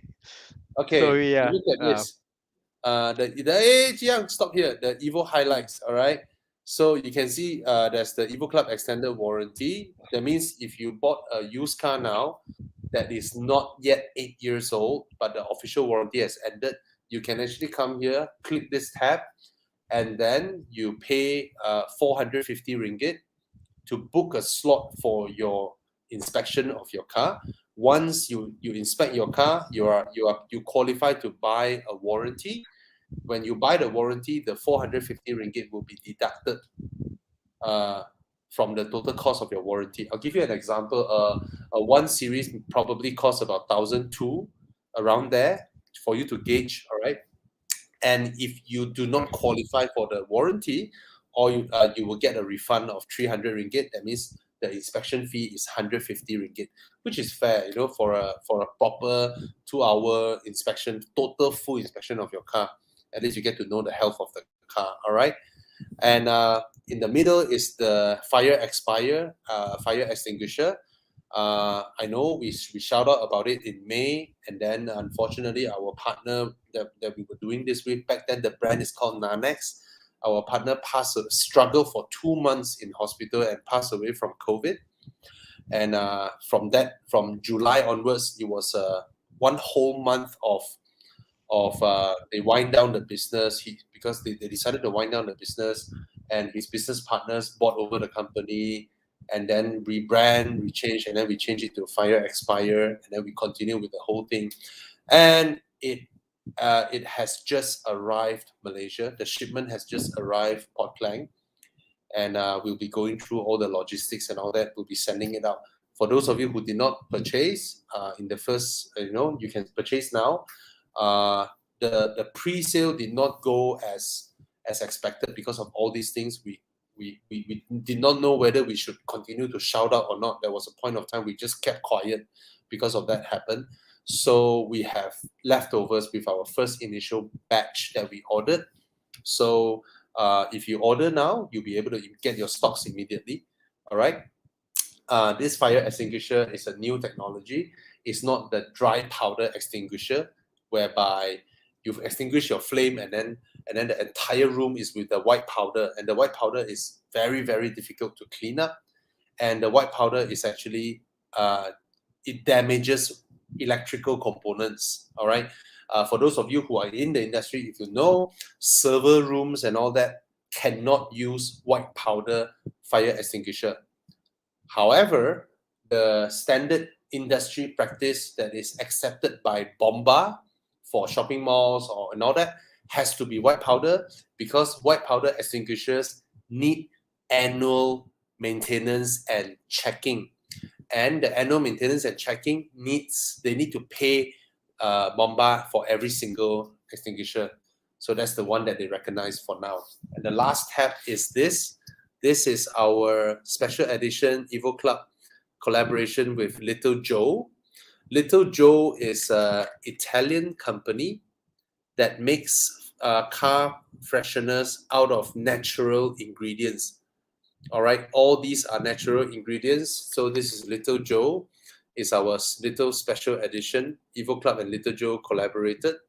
So this is also available. Yeah, you can purchase it.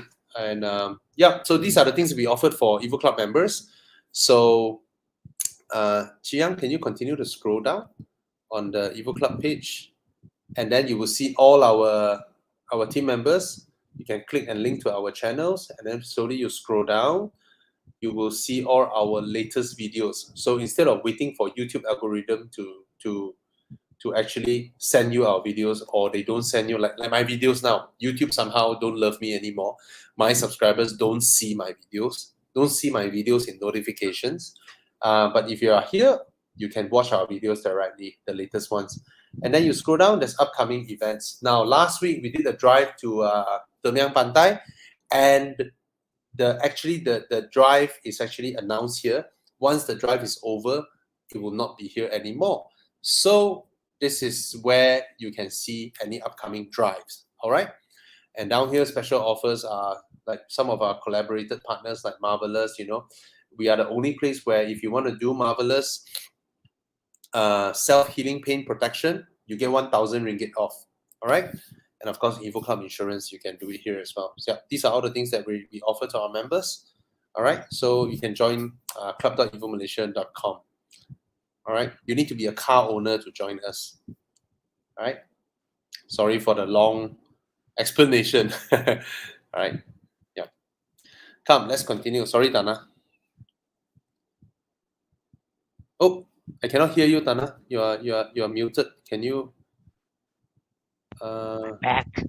Oh, okay. Sorry. Yeah. Yeah. So Danny, I hope that answers the question. Please, all of you guys, if you're listening in, go to our Evo Club and sign up so you can get all the updates. I think the future goal part is fantastic. I actually had a future goal in there, which I haven't updated yet, which reminds me, Bobby, I want to go in there and put my future goals, you know. So, question with Bobby, Yeah. 6 series update video coming soon. Yes. So 2 weeks ago, I took the car out. Went for a Genting drive. That was the the day where we were allowed to cross state. Yeah. And I'm like, I don't care. I want the car. So I took the car out. Went for a morning drive. Took some pictures. You know, took some videos. And then sent the car back to the workshop, to the paint shop, because there were little dust marks, you know, small little stuffs. I mean, anyone who has sent their cars for a repaint, they will know what I'm talking about. You know, when you repaint a car, there is a lot of work. It's not so easy as just, you know, the car is there and then just, you know, like how you paint stuff at home, you know, and then it's done, and then you can come out. No, it's never like that, you know.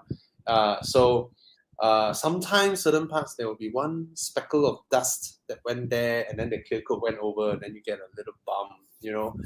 And if you want the polish to be really, really good, to not have the orange peel effect, you know, then it takes time to actually do a good job. And I tell you something funny, Dana. My friend, Yep. who bought an M5, Mm. F10 M5, and he went and repaint his car, right? Okay. So just so you know, every car that was delivered from factory, Mm. they will have orange peel, right? Okay. And my friend sent his car to the paint shop, another paint shop, a really good paint shop, and he told the guy, "I want orange peel."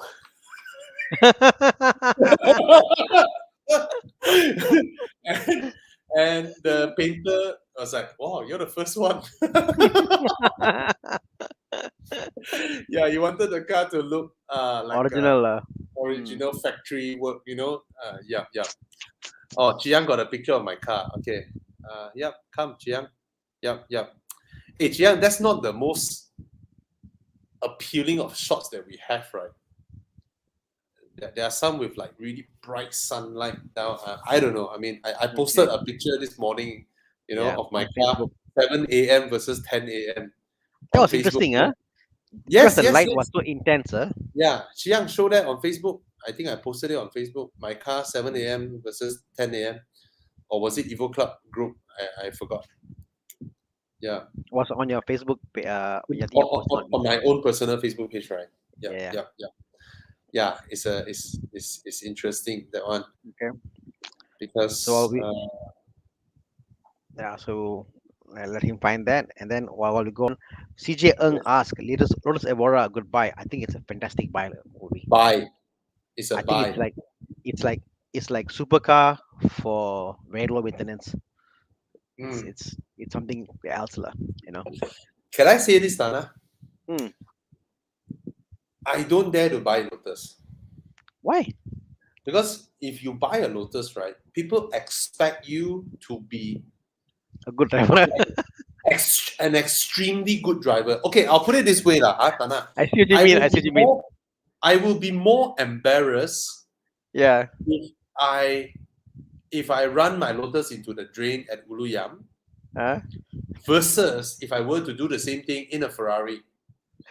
Yeah. Yeah. It's like You know? You get what I mean, right? You it's get like what I it's mean, like right? it's like the branding comes to wow, drive Lotus, wow, Uh, sure go for track this, sure, very good driver, sure, you know that there's this mm, image you got to upkeep. mm, I see what you mean. I see what you mean. uh. You know. I see what you mean, lah. You know. Yeah. Or actually in to look at it a different way, right? If you see a modern Audi TT RS in the drain at Uluyam, right? You will go. The first thing you will think is that bugger asked for it, lah, right? Or a A45 or a A45, Yeah. right? Mm-mm. But when you see a Lotus Elise S1 in the drain, right, you will immediately turn compassionate. Oh shit, was the road too wet? You know, is he okay? You know, you will immediately assume he's a professional, responsible driver. It's just Mm. that he's unlucky. It's funny what you call Suresh said this lah when he bought this Lotus Elise. He Uh, was driving for a couple uh, of years. He said at one yeah. point he was cocky, like I can do every corner I can do, like, you know. And there's one corner he did, and the car just flipped over and fell down. I was very embarrassed just to say it, you know. But he Uh, said it's a car that rewards you when you get mm, cocky. Yeah, the Lotus can actually can throw you off, like, you know. So yeah, uh, yeah. okay. Something I want to clarify. I want to clarify this. All right. Hmm. Uh, S Chia. Okay, 57. All right. What I mentioned just now does not mean you have already purchased the car and then you go and do your inspection. Nobody does that. All right. The proper method is that you do your survey. All right. You look around what car you want, and then you identify the model you wanted, the price point you wanted, and then you survey, you continue survey, you go to this dealer, you go to that dealer, you look around multiple ones, and then you're like, okay, I think this is the one I want. if you have all the time in available, right? If not, you will know that you need to rush. Let's say it's a damn good deal. If it is a good deal, the only way to lock it is to put a deposit, right? You put a deposit down to tell the dealer, now you cannot entertain another person anymore. It's me or nobody, right? And the deposit is an amount that you will expect you have to be forfeited if you give up the purchase. All right. But industry practice, if your loan does not approve, then they will refund you the deposit. All right. So once you have identified the car that you really wanted, all right, after you put a booking, a deposit, they will give you a receipt, right? And then you start preparing your documents. That is the time where you arrange for an inspection. Now, you would have thought that, hey, I've already paid the deposit. If my inspection don't pass, they're gonna take my deposit. No, it doesn't work that way. When they give you the receipt, right? Because this is the car you wanted, this is the car you really, really wanted to buy already. You're not doing it for fun. You have to tell the dealer that I'm gonna send the car for inspection, basically point form, send for inspection. The inspection is to safeguard you, right? In case there is an accident that has a serious accident that has happened before, in case there was a serious flood, that has happened before, or there is some serious issues with the transmission or the engine, crazy serious issues. Basic oil leak, you don't ask them for a refund, right? There's a reason you're buying a used car, right? When you buy a used car, you see some simple oil leak and all that. The workshop will tell you, how serious it is. I've personally experienced a few times whereby the workshop I go to was inspecting cars of our readers, our viewers, and then straight up they tell them, don't buy this car. It's not worth buying. There are others out there, they would judge. Let's say you bring them a car like Lotus Evora, say for example. It's a very rare car. There's not a lot in the market, right? Then they will tell you, and someone buying a Lotus Evora is not someone who's afraid of an oil leak, put it this way. But if you're buying something like a 3 Series or a C class or an Audi A7, these cars are everywhere, right? The workshop will straight up tell you, go ahead and get another one. There are others out there that's worth buying. So the inspection is to safeguard you. So once the inspection is okay, everything is okay, then you can proceed with your purchase. If not, the report that they gave you, you go back to the dealer and say that, hey, the report came out, this car is not fit for me. I'm gonna give out because it just did not pass the inspection. Then you get a refund. So, all right, that's the proper process. Sorry, Tana. No, it's okay. I think well said. So I think some questions are old questions. Question about you buying a car, the car listed for 95K, market value 85K. How much do you pay as deposit? The bank will only give you a loan of 15% of 85K, so you got to pay the 10K extra. So you got to pay the 15% of 85 plus the 10K difference lah. So that's just the way it is lah. Okay. Why didn't he nego the price? He should nego the price, right? Yeah, she shouldn't go the price lah. But if you really want that car, you know what? There are times whereby the car you want is at a higher price, and I think it's a good point is that you must always fix the car you want to buy lah. Don't keep jumping around because you want to be an expert in that car. The moment you want to buy a particular car, you got to go and do study on the car. What's the main issues? You got to know, look at all the YouTube videos. You got to know like in right now in Malay in Klang Valley, there's 40 cars for my model. What is cars? Like in the Evora we spoke of. Like Evora was one of the cars I was looking at. So I know for a fact Evora there's only one or two for sale in car list. Lotus is interesting because why? There's a company called Toy Cars Malaysia, Toy Cars with a Z. They are the authorized Lotus dealers in Malaysia. So all the cars that are Lotus cars actually goes to them, which are more valid. It's more valid because why they will have the history of the car itself. So you're buying an Evora and a Lotus. Some of the cars have got history on them. I would suggest go to Toy Cars Malaysia, Lotus of Malaysia, and ask them for their opinion. They'll tell you as a friend, favor, or okay, this car what history is and all that because some of them has been really lenjan But that's the point of a Lotus, right? Yes, but I think some of them have been in a ditch and removed out. There's been a few, Bobby. Yeah, Toycast Malaysia. This is the, I think if you go to lotus.com and then you can contact them to Toycast Malaysia, Mm. Yeah, so they're the authorized reseller for Lotus in Malaysia. Thank you, Chiang. Um, Defender or Vela?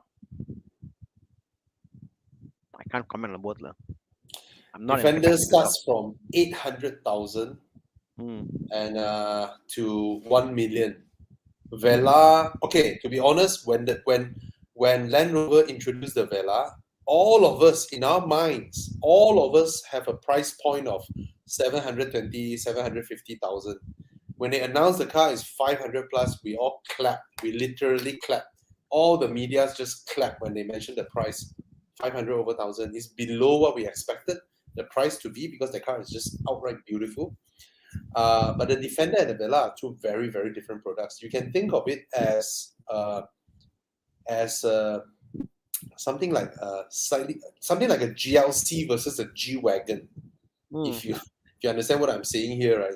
The Defender is an outright purpose built off-road monster. All right, arguably it may be as competent, if not more, than a G wagon in a way. And the only thing that harks back to history is the name. So they do not intend to build a car that an improvement of the previous Defender.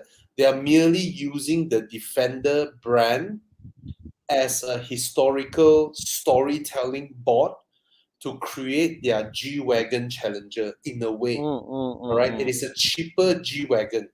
All right, and think of it as like Bell and Ross launch a watch and say that this harks back to when the first person that crossed the Atlantic Ocean, blah blah blah, is the storytelling part that plays a role in that watch, but there's no reason that someone crossing the sea back then is something really luxurious. All right, so the Defender is a very, very capable car. I saw the car the other day. Every inch of the car was designed to be functional. Every panel in the car has a function to it that has something to do with off-roading, camping, and all that. It has a roof rack that can hold 300 kilos. I don't know, Yeah. Tana, is that a To lot, give right? a lot to give you an idea, Mm, my Ford Everest and most mm, Hilux and all its trucks like SUVs lah. It's a mm, marketing gimmick. They say can load 100 and 110 kg, mm, but that is the load of the roof. A roof mm. rack will be 30 kg. Yeah, yeah, So you're left with you must only occupy 70% of the weight. So you only left like yeah. 40, 50 kg to put there. So it's only 40 kg you can carry, nothing much. But Mm, this is mm. proper, but 300 kg, is it? 300 kg, yes, That is mind-boggling, guys. yes, Mind-boggling, yes. mind-boggling.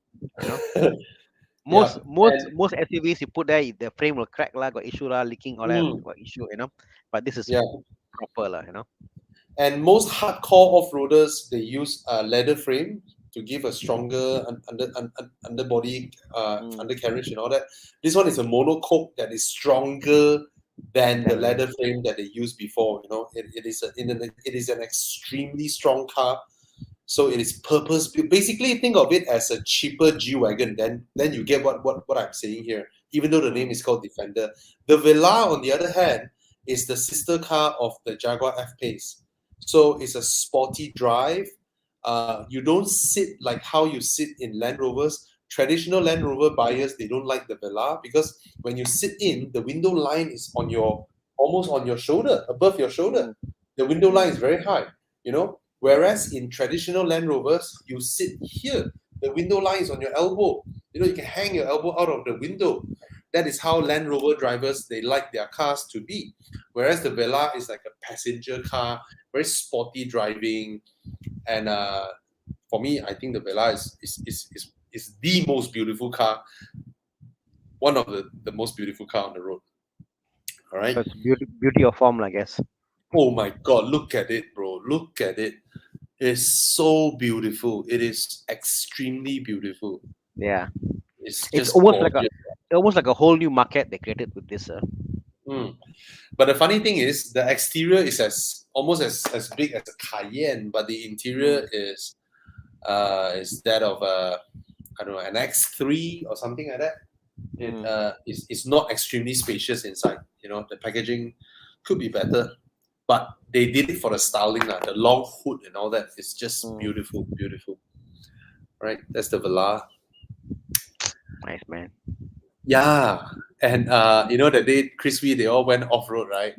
Then Crispy and Baldwin and Johan, you know, they went off road with Crispy's new Pajero, Yeah, yeah. Johan's Vitara, and Mm. so uh, after they post the pictures, right, I was like, oh shit, man! I was on Muda looking at Jeep Wranglers. You know? I Then tell you, I saw, Bobby, uh, so nice, Bobby, off-roading. okay, I've always think that I need outright 4x4 in my garage because I've been off road a few times and I actually enjoyed it. And sometimes you know I'll be thinking like an FJ Cruiser and all that, but I know what I want next time. I want a Jeep Wrangler because I want a Jeep Wrangler and I want to remove all the doors, the roof, everything. I want it to be bare. For those who don't know, Jeep Wrangler, you can use a spanner and a wrench to Yep. basically remove all the doors and all that. So your car would just be the frame, Mm. you know. And yeah, next time, if I'm And buying an and off-roader, and Jeep Wrangler, if you take out the doors, the structure yeah, isn't impacted. Like you see, like a 4x4, you yes, move the door. That's part of the structure. You see the doors, but not with the Wrangler. yeah, It's meant to be driven without. Yeah, fantastic. yes. I think there are more naked ones, Chiang. Yeah. There are more naked ones. There we Yeah, are. that's the short wheelbase. So I joined some American forums, right? Some of them said that they were competing who has left their Wranglers naked for the longest time. So one guy, right, posts a picture. He said he has left his car like that for 4 years. And his picture is his Wrangler in it covered in snow, just the roll The cage top. coming out from the yeah, really epic, right? Yeah. I would love to have a Wrangler. I've driven it. It's so nice to drive. You know, so Mm. nice. Yeah. Honestly, when I think my kids grow up a bit older, I want to go Yeah. from a SUV to a 4x4 lah. I mean, actually, like a pickup truck variant or like a Wrangler or whatever. But now with the kids, they need the SUV type, big space and stuff. But yeah, Yeah. nice, man. Yeah. Okay, let's go to another one. Let's go to the world of BMWs. So F30 320 diesel with N48 engine. So this is the 2-liter 4-cylinder diesel engine. It's like 450 Newton of torque, like 200 horsepower, somewhere there about. Mm. Yeah. Um, Power wise is okay lah, and the torque is very high. And I Yeah. think I think the purpose, if you are the person who like to do nice cruising, highway drives, and this is all you do, then okay lah. But if you're doing like every day stuck in traffic, Mm. every short distance here and there, I wouldn't get diesel lah. It's what for? Don't lah. Yeah. There's still this. You can almost hear the hint of vibration with the diesel, no matter what, you know. And Yeah. I don't know, Bobby. I find that the BMWs have got lesser. The NVH is higher. They're not as quiet as Mercedes or Audi, especially the 3 Series. You mean My the personal petrol thing. variant? Even like that's a normal petrol variant also. I find that the cabin noise is more. It's Uh, more cabin noise in the F30 compared to, let's say, equivalent oh, C class. yes. Uh, F30 and W205, their soundproofing is very poor compared mm, to the same generation Audi. mm, mm, Even when compared to the B8 A4, you know, the B8 mm, A4 mm, is mm. more well built, quieter cabin. Yeah. But new generation 3 Series, my God, Oh, that is obviously. really, really good MVH. Yep, yep. Mm, mm, As for the engine, yeah, the F30 generation petrol, they sound like diesel. It's like, I have no idea why Mercedes-Benz and BMW, both of them, they're 2-liter direct injection turbo. Whereas Audi doesn't have that problem, but Audi leaks yeah. oil. No lah, not always lah. Not Well, like the always. B8 generation first batch Yeah, yeah, lah. yeah, yeah, Yeah, yeah, yeah, they consume oil lah, right?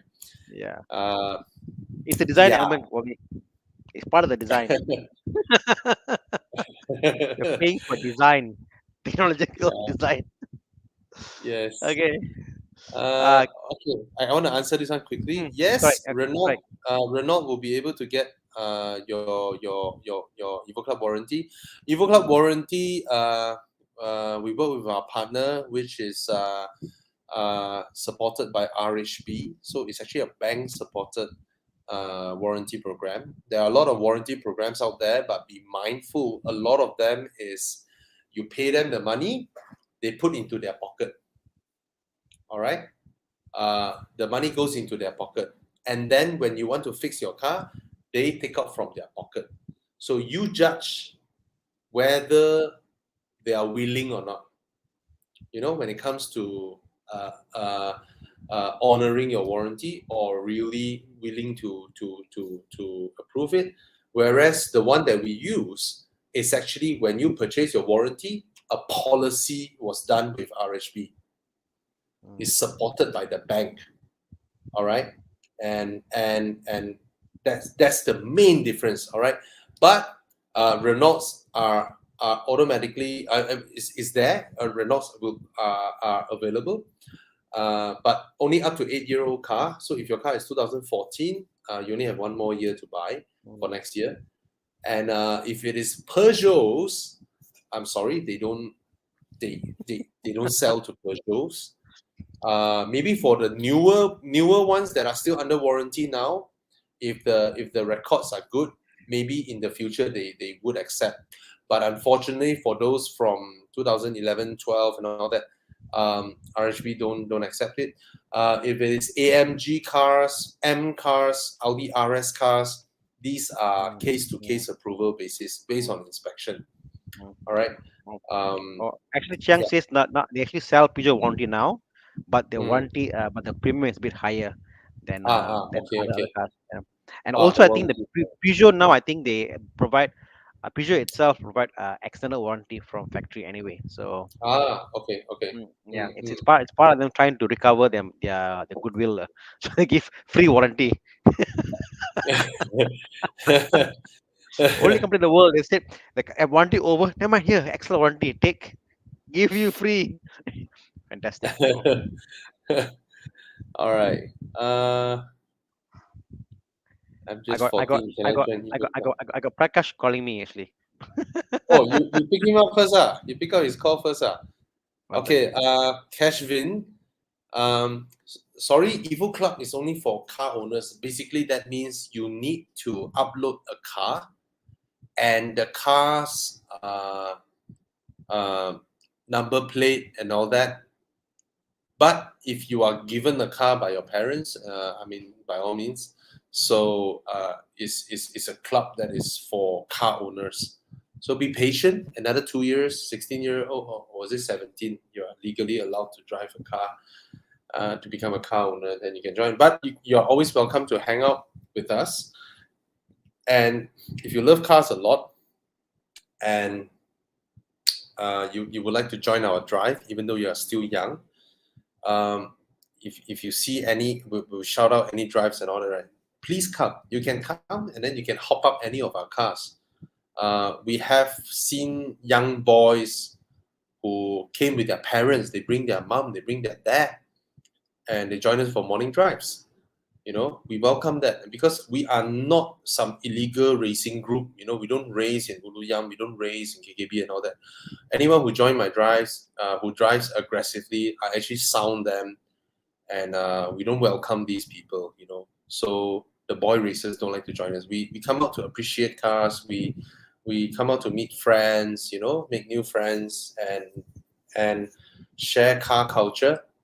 So yeah, today all of us celebrated one young chap, Isaac. You know, he just got his driver's license, and we all congratulated him. All of us 40, 50-year-old people, we became friends with him because he came and hang out with us. He joined us, and of course we tell him lah, you cannot fail your driver's license if not your dad will disown you, right? I mean, that's how we joke lah. So can you imagine that father and son are both in the same group of friends together with us?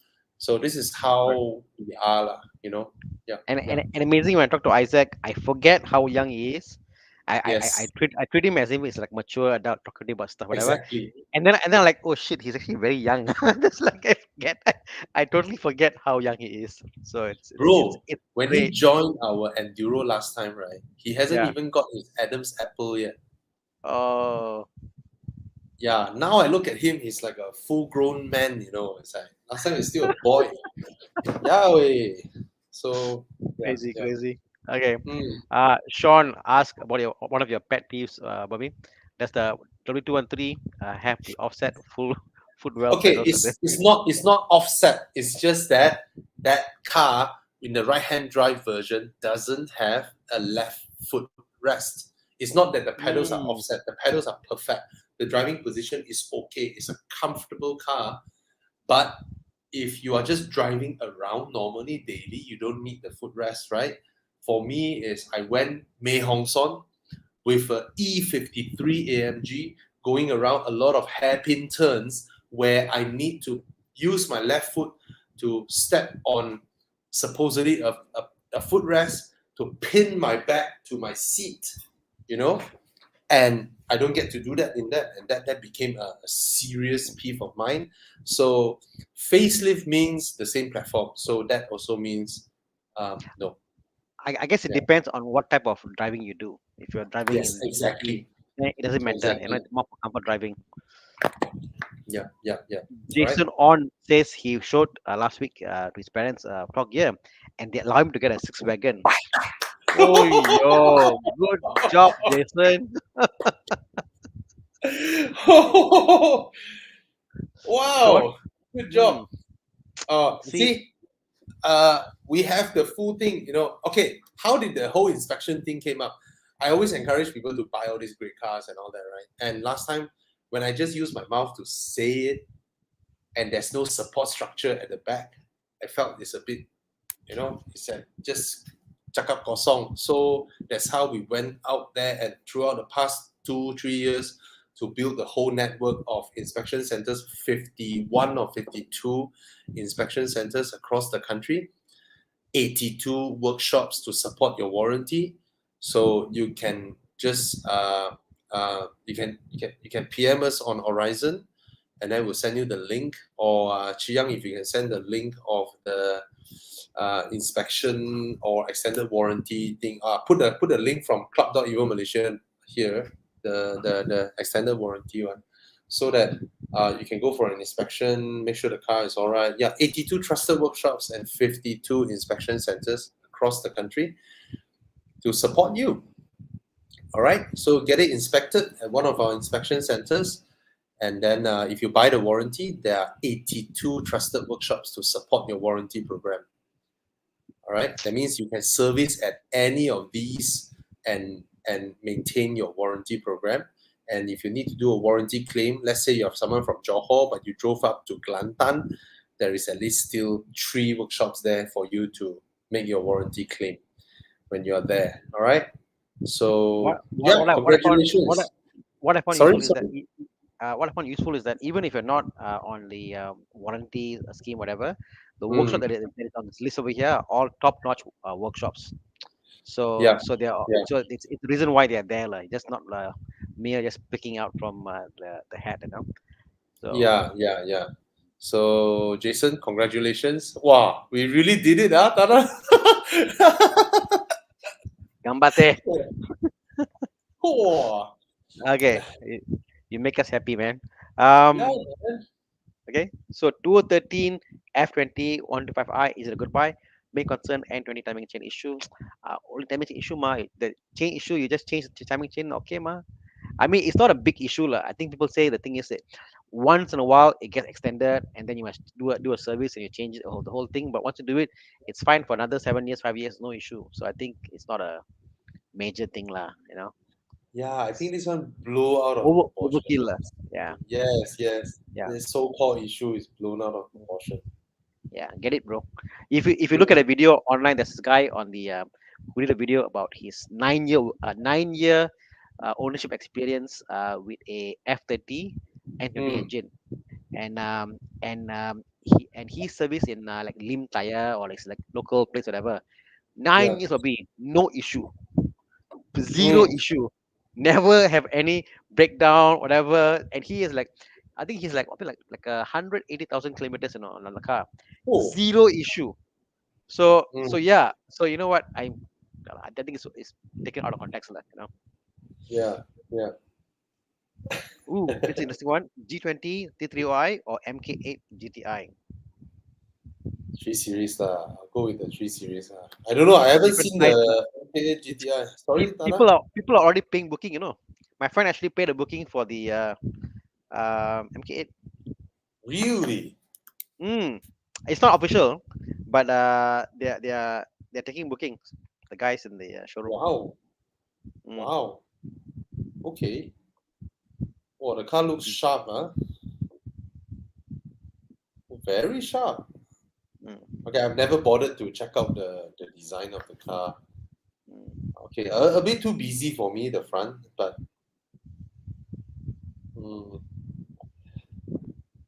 I don't know, man. Wait and drive and then decide, I guess. Yellow. Yeah. All right. And then as what Con say, like end of the day, you could buy a MK7 GTI R and then like, But the thing is, that's a perennial question, right? Like a base or mid spec 3 Series or a GTI. But the GTI pricing, I don't think it will be on par with a 330i lah. much cheaper. Would it be that high? Would it be that high? Much cheaper. I think Right, it's right. sub 200. Or slightly above 200, right? All this while, that's how the pricing structure was. But I'm not You sure are- with the taxation and all that. I mean, I was told it's gonna be like around the 200 mark, so just there. So and Anna, again, this different is size lah. interesting. Oh, You and I being an Audi guy, wow. I'll go for Mazda 3 actually. for me, the Mazda 3 is definitely prettier, has a better interior, Yeah, you know. Mazda 3 lah. But the Audi It's A3 like- is more It's comfortable. like it's not really, Bobby. I think one is the low end product of a high end brand. One is the low. One is the It's the opposite. If you think about it. True. Yeah, yeah. Mazda 3 to Mazda 3 is not a cheap product. Must understand that. Yeah, To yeah. Mazda 3 isn't a cheap product. Mazda 3 is built as if it's their top end product. So they put the heart and soul to it. The way the interior is designed and the look and feel. No, for me, Mazda 3 lah. The Okay, A3 I'll buy if it's used and it's cheap. I think I've used this term before. I can sum it as Mazda put out 200% of their effort to build the Mazda 3, where Audi only put out 50% of what they could on the A3. Audi had to think very hard how to make it not as good as A4. Exactly. No, we can't put this chrome bits there. You put them inside, it look too like an A5. How? Yes. How? Hey, then they Yes. put the plastic. No, okay, no. We'll spend twice the money. Doesn't matter. This dashboard mustn't look as premium as the A4. But Yes. but boss, same part, same size. I don't care. Make a whole new product. It'll cost more, doesn't matter. But it must feel cheaper. So Yes, so they're in trouble to make it not as good. You know, Tana, I'm beginning to see Mazda as a premium brand for what they are doing, what they are thinking, their mindset, their mentality is, right. I'm accepting them into the premium category. Yeah. Like Bayaki Bukri, so if you see in a Mazda 3, like what I actually appreciate is I'm very particular about small design things, like where they put the cluster, or what angle it is, how are the Yes. edges there. I'm very particular and ill about all those things, On A6 or a A7 or Uh, A8, the quality is uh, different, top notch, fantastic. When you go mm, A4 and below, the quality drop a bit. You know, yes. with the Yes. Mazda, I tell you, throughout their lineage, they've got. They think about, for example, like if you see their center display, that the whole with the screen there, that Yeah. screen is a color. It's a color screen, but they chose to make it look monochrome so that it doesn't disturb your eye. They Uh, found a way. How the hell did they found a way to match the tint of the color in the screen to the tint of the brightness on your cluster, so that it yes. feels Yes. all Yes. well together. That is Yes. mind blowing. Even Audi Yep. doesn't do that. No, Audi, you can see Yes. the screen. Here's bright and here's dim, or the vice versa, or you can adjust. No, Mazda say one setting. This is it. Yeah. Drive it. That's all. So Yep. so they dictate how you should drive the car. So which is Yep. fantastic. So I appreciate Yep. Mazda lah. You must drive Yes. it, bro. Go and sit in the Mazda, then you understand. Sit up for a while, 10 minutes in the showroom, and just sit and look and look. And the more you look, the more you find, eh, wow, eh, oh, like oh shit, man, really, yeah, because it's just, I think these people who drive cars, go for showrooms, you are Mm, you are seduced by the first 10 minutes looking at the brand. New car mm. smell. Wow, Audi. I mean, Audi showroom. They bring coffee, whatever. You feel the whole thing is there. But think about the car. Be there for half an hour, 1 hour, and then see what is the true value of the car. Then you'll see that. Yes. Yes. Very, It's very God. true. Look at that, man. Yes. That's what Tana said, right? The center is actually LCD, but it matches the analog perfectly. Mm. And also with the display, the side, the one in the center there, that center Mm, display, mm, that color that you see on there and this are the same mm. white or same chrome, Bobby. Yep, yep, yep. It's It's amazing. brilliant. Hey, Sorry, I'm a bit Mazda freak, lah. Although I never heard of Mazda before in my life. okay. Okay, it's a second-hand Subaru Forester 2.0 P2017. Makes sense to buy and maintain for city driving only. I think great value also lah now. Good value lah. Yeah, Mm. But I city never got the driving. concept Yeah. of Forester and the XV lah. I always find that yeah, it's kind of same but not the same. And then like in Malaysia, the Forester doesn't come with 7-seater. It's still a 5-seater. Mm. Correct. Overseas they got 7-seater, right? So I don't know like and like why? You know what's funny, Tana? There was a Uh, period of time, right, in Subaru Malaysia. I really don't know what are they doing. Around that period of time, 2016, 2017, right? I tell you, right, they launched the XV. In the press release, they announced the car price to be 153. mm, 153. mm. While at the same time, they have promotions for the Forester going for 139. And then and then you go to the showroom for the XV, prices can range from 118 to 143. I really do Uh, not know at that point of time, 2015, 16, 17, right? I don't know what the heck they are doing with the pricing. They are always giving promo here, then no more promo there, and these two cars keep overlapping in their prices. Overlapping. Yeah. Yes. I don't. It- Yeah, it- I don't see the how those two kind of. I mean, I actually sat and I measured the thing. The Forester is a uh, bit longer, but I'm like, yeah, but what is the main thing to differentiate? Like overseas, is that the seats are there, different capacity, whatever. But Malaysia is the same, so I don't know.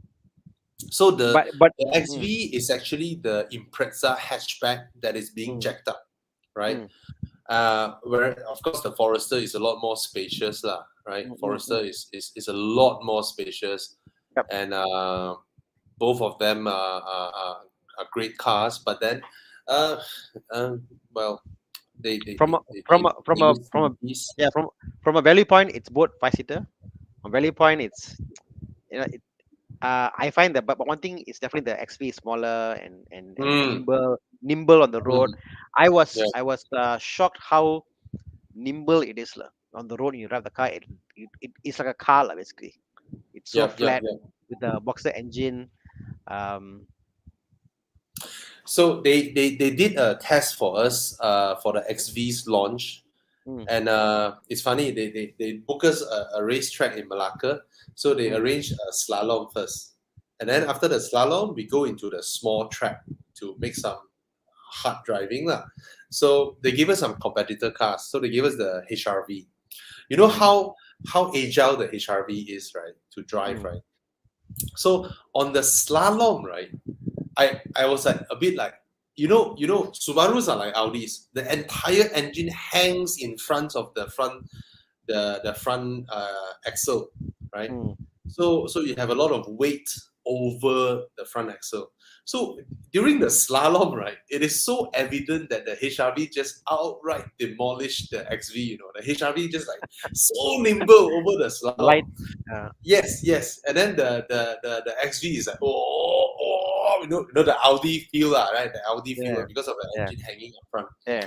But right after the slalom, when we go into the track, right, when we drive hard, right, the second turn, the HRV would just understeer out. Whereas the XV with the drivetrain, the symmetrical all-wheel drive system, right, transferring the power, you can feel the car wants to push out, and then the front end just dials in. It just dials you into the turn. So that's what we meant. Even though the XV and the HRV sort of similar pricing, right? But the HRV is what it is. You see what it is, that's where it is. That's the whole package. Whereas the XV, right, it has some really expensive undercarriage shit going on there. These are expensive stuffs. You are actually paying for that, which you don't realize when you go to the showroom. You touch the door handle, you touch the steering wheel, you knock the door, then you open and close the door, you don't get to feel it. So yeah, even the engine is made from some special alloy or whatever. It's not a normal alloy like they use. It's a Subaru. Oh, okay. So yeah, everything is just better made, except things you touch in the car. Things touch in the car. But they actually improved. It's just that the impression is still there. They have actually improved it, but the impression is still there. So yeah. But yeah, buy it. I think the Forester is good value. Fairly okay. Value, really okay. Yeah. Rel, my girlfriend says I shouldn't buy a sedan because she said that trucks can't see you in the road because sedan is now, unlike SUV, that is higher. I love sedan. What should I do? Maybe change girlfriend, but if you can't change girlfriend,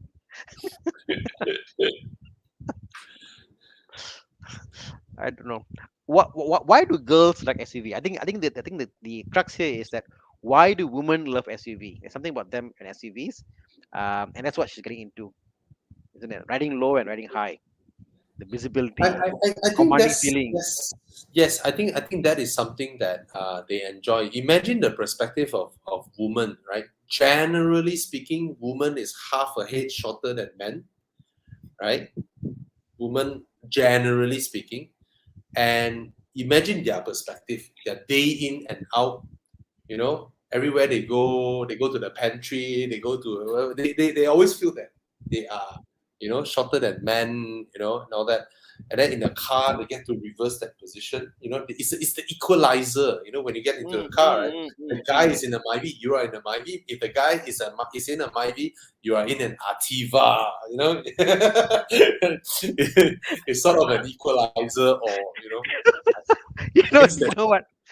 Yes. I'm not the tallest person, lah. My wife is shorter than me, lah.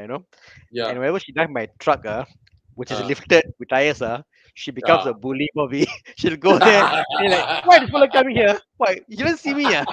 Like, exactly, right? It's a role reversal for them. They're like,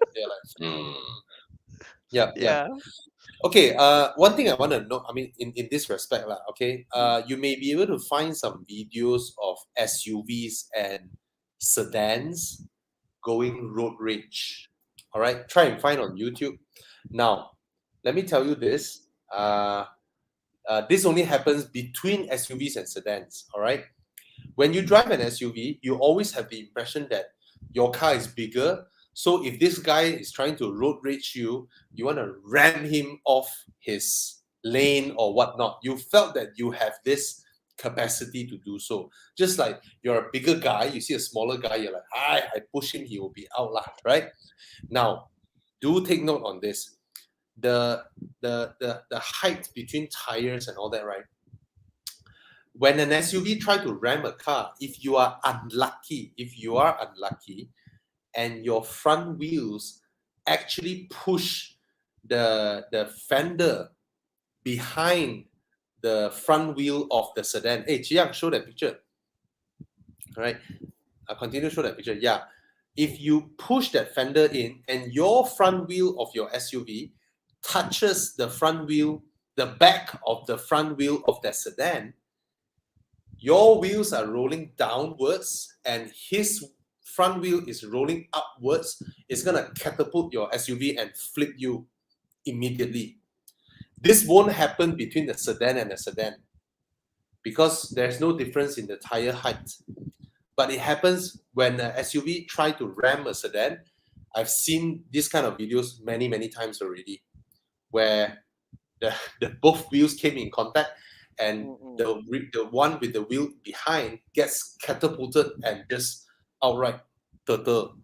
So it can happen to SUVs more easily than sedans. That's the only selling point I can tell you lah. Apart from Genting drives, Yeah. I think for you it's like those the kind of girls who want SUV, maybe get them Yeah. into Accord. Try Accord, something more bigger, because the normal sedan talking about the small sedans. A bigger Yeah. sedan might change your mind. Find a compromise lah. You never know. But always buy what you want, not what your girlfriend wants. Or girlfriend can change lah. Can find another girlfriend. Easy to Yeah. find. Question for Bobby. Bobby Young, I'm Yes. based in UK. Maserati Gran Turismo, DB9 or C3. And other alternative in the same building, build years and pricing. Wow, if you're in the UK, Bobby, what do you buy? How is that? Wow. Around the same build years and pricing. I will go with the DB9 lah. You're in UK. If you don't need the rear seats, okay, it's either the Gran Turismo or DB9 lah. These two lah. It's not gonna be the M6 V10 because I just don't like how the car looks. That's the first thing. The second thing is that the Maserati Gran Turismo feels halfway into that of an exotic. The DB9 is an exotic. The M6 is not. The M6 or a 5 Series M5 V10, right? They still feel like your regular German mass manufactured E-Class 5 Series segment kind of car, just that it has a V10 in it. Same goes with the RS6, or E63. Whereas the Gran Turismo has an exotic engine, a Ferrari engine in there, and the shape of it, you have that thoroughbred kind of look, and the DB9 is just art piece lah, right? The DB9 is you can't find much plastics in there, right? It's just leather, wood, aluminium, glass, even the soft top, the whole soft top. I mean, inside is Alcantara, and the grill. The grill of the DB9 is individual pieces of aluminium, one piece by one piece, instead of an entire plastic grill that is, just one piece of plastic. You know how German cars is that the whole grill is one piece of plastic, you just slap it on. So it's different. I mean, every aluminium is banded and then slot in piece by piece. It's built differently. So the DB9 is built differently from the Maserati or the M6 lah. But the Maserati is a looker lah, and it has a proper 4-seat, which the DB9 doesn't. Anything you want to add, Tana? I'm just looking at this, and I know that DB9 is a better car, better build, and all this stuff. But the Maserati looks so good, lah. Yes, it's just beautiful, Tana. Tana is just beautiful. And it has 4 proper seats. It's amazing that the Gran Turismo's rear seat is actually more comfortable than that of my Repeat. Being a two So nice. door. But You your will repeat come, seems Anna. like will come. My time will come. Everything put in place. So Gujarat ask car not under my name, but car hundred under me. Can I join Evo Club? Of Yeah, course, of course, of yeah. course. We're not JPG or Spacom. We're not going to go there and check your grand. I see. No, we're not going to do that. Yeah, we are Everyone is not an going adult. to. Uh, Um, XMT goodbye. Executive and standard spec. So not the premium spec. Can't go wrong like XMT. I think we told it many times again and again. Actually, for the same price, you cannot find a premium Mm. spec that is pre-owned or slightly used. I'm sure you'll be able to find it, right? For the same price. I mean, the price difference is not a lot, right? Mm. Sorry, What's that? What's that? Sorry. what's that? No, I was saying that he should be able to find a premium spec that is maybe pre-owned or slightly Yeah. used, I mean, registered. to, to me, Mr. L, the thing is that Mm, the premium spec is so much better in terms of cabin mm, space and what they've done that it warrants for you to look at it, lah. I think the whole mm. look and feel of the premium spec with the roof and the seats, Napa leather, Yeah. um, yeah, it just warrants a look at it. Most cars, I would say, ignore the top spec. X70 is one of those cars that you should look at the top spec. It just Mm.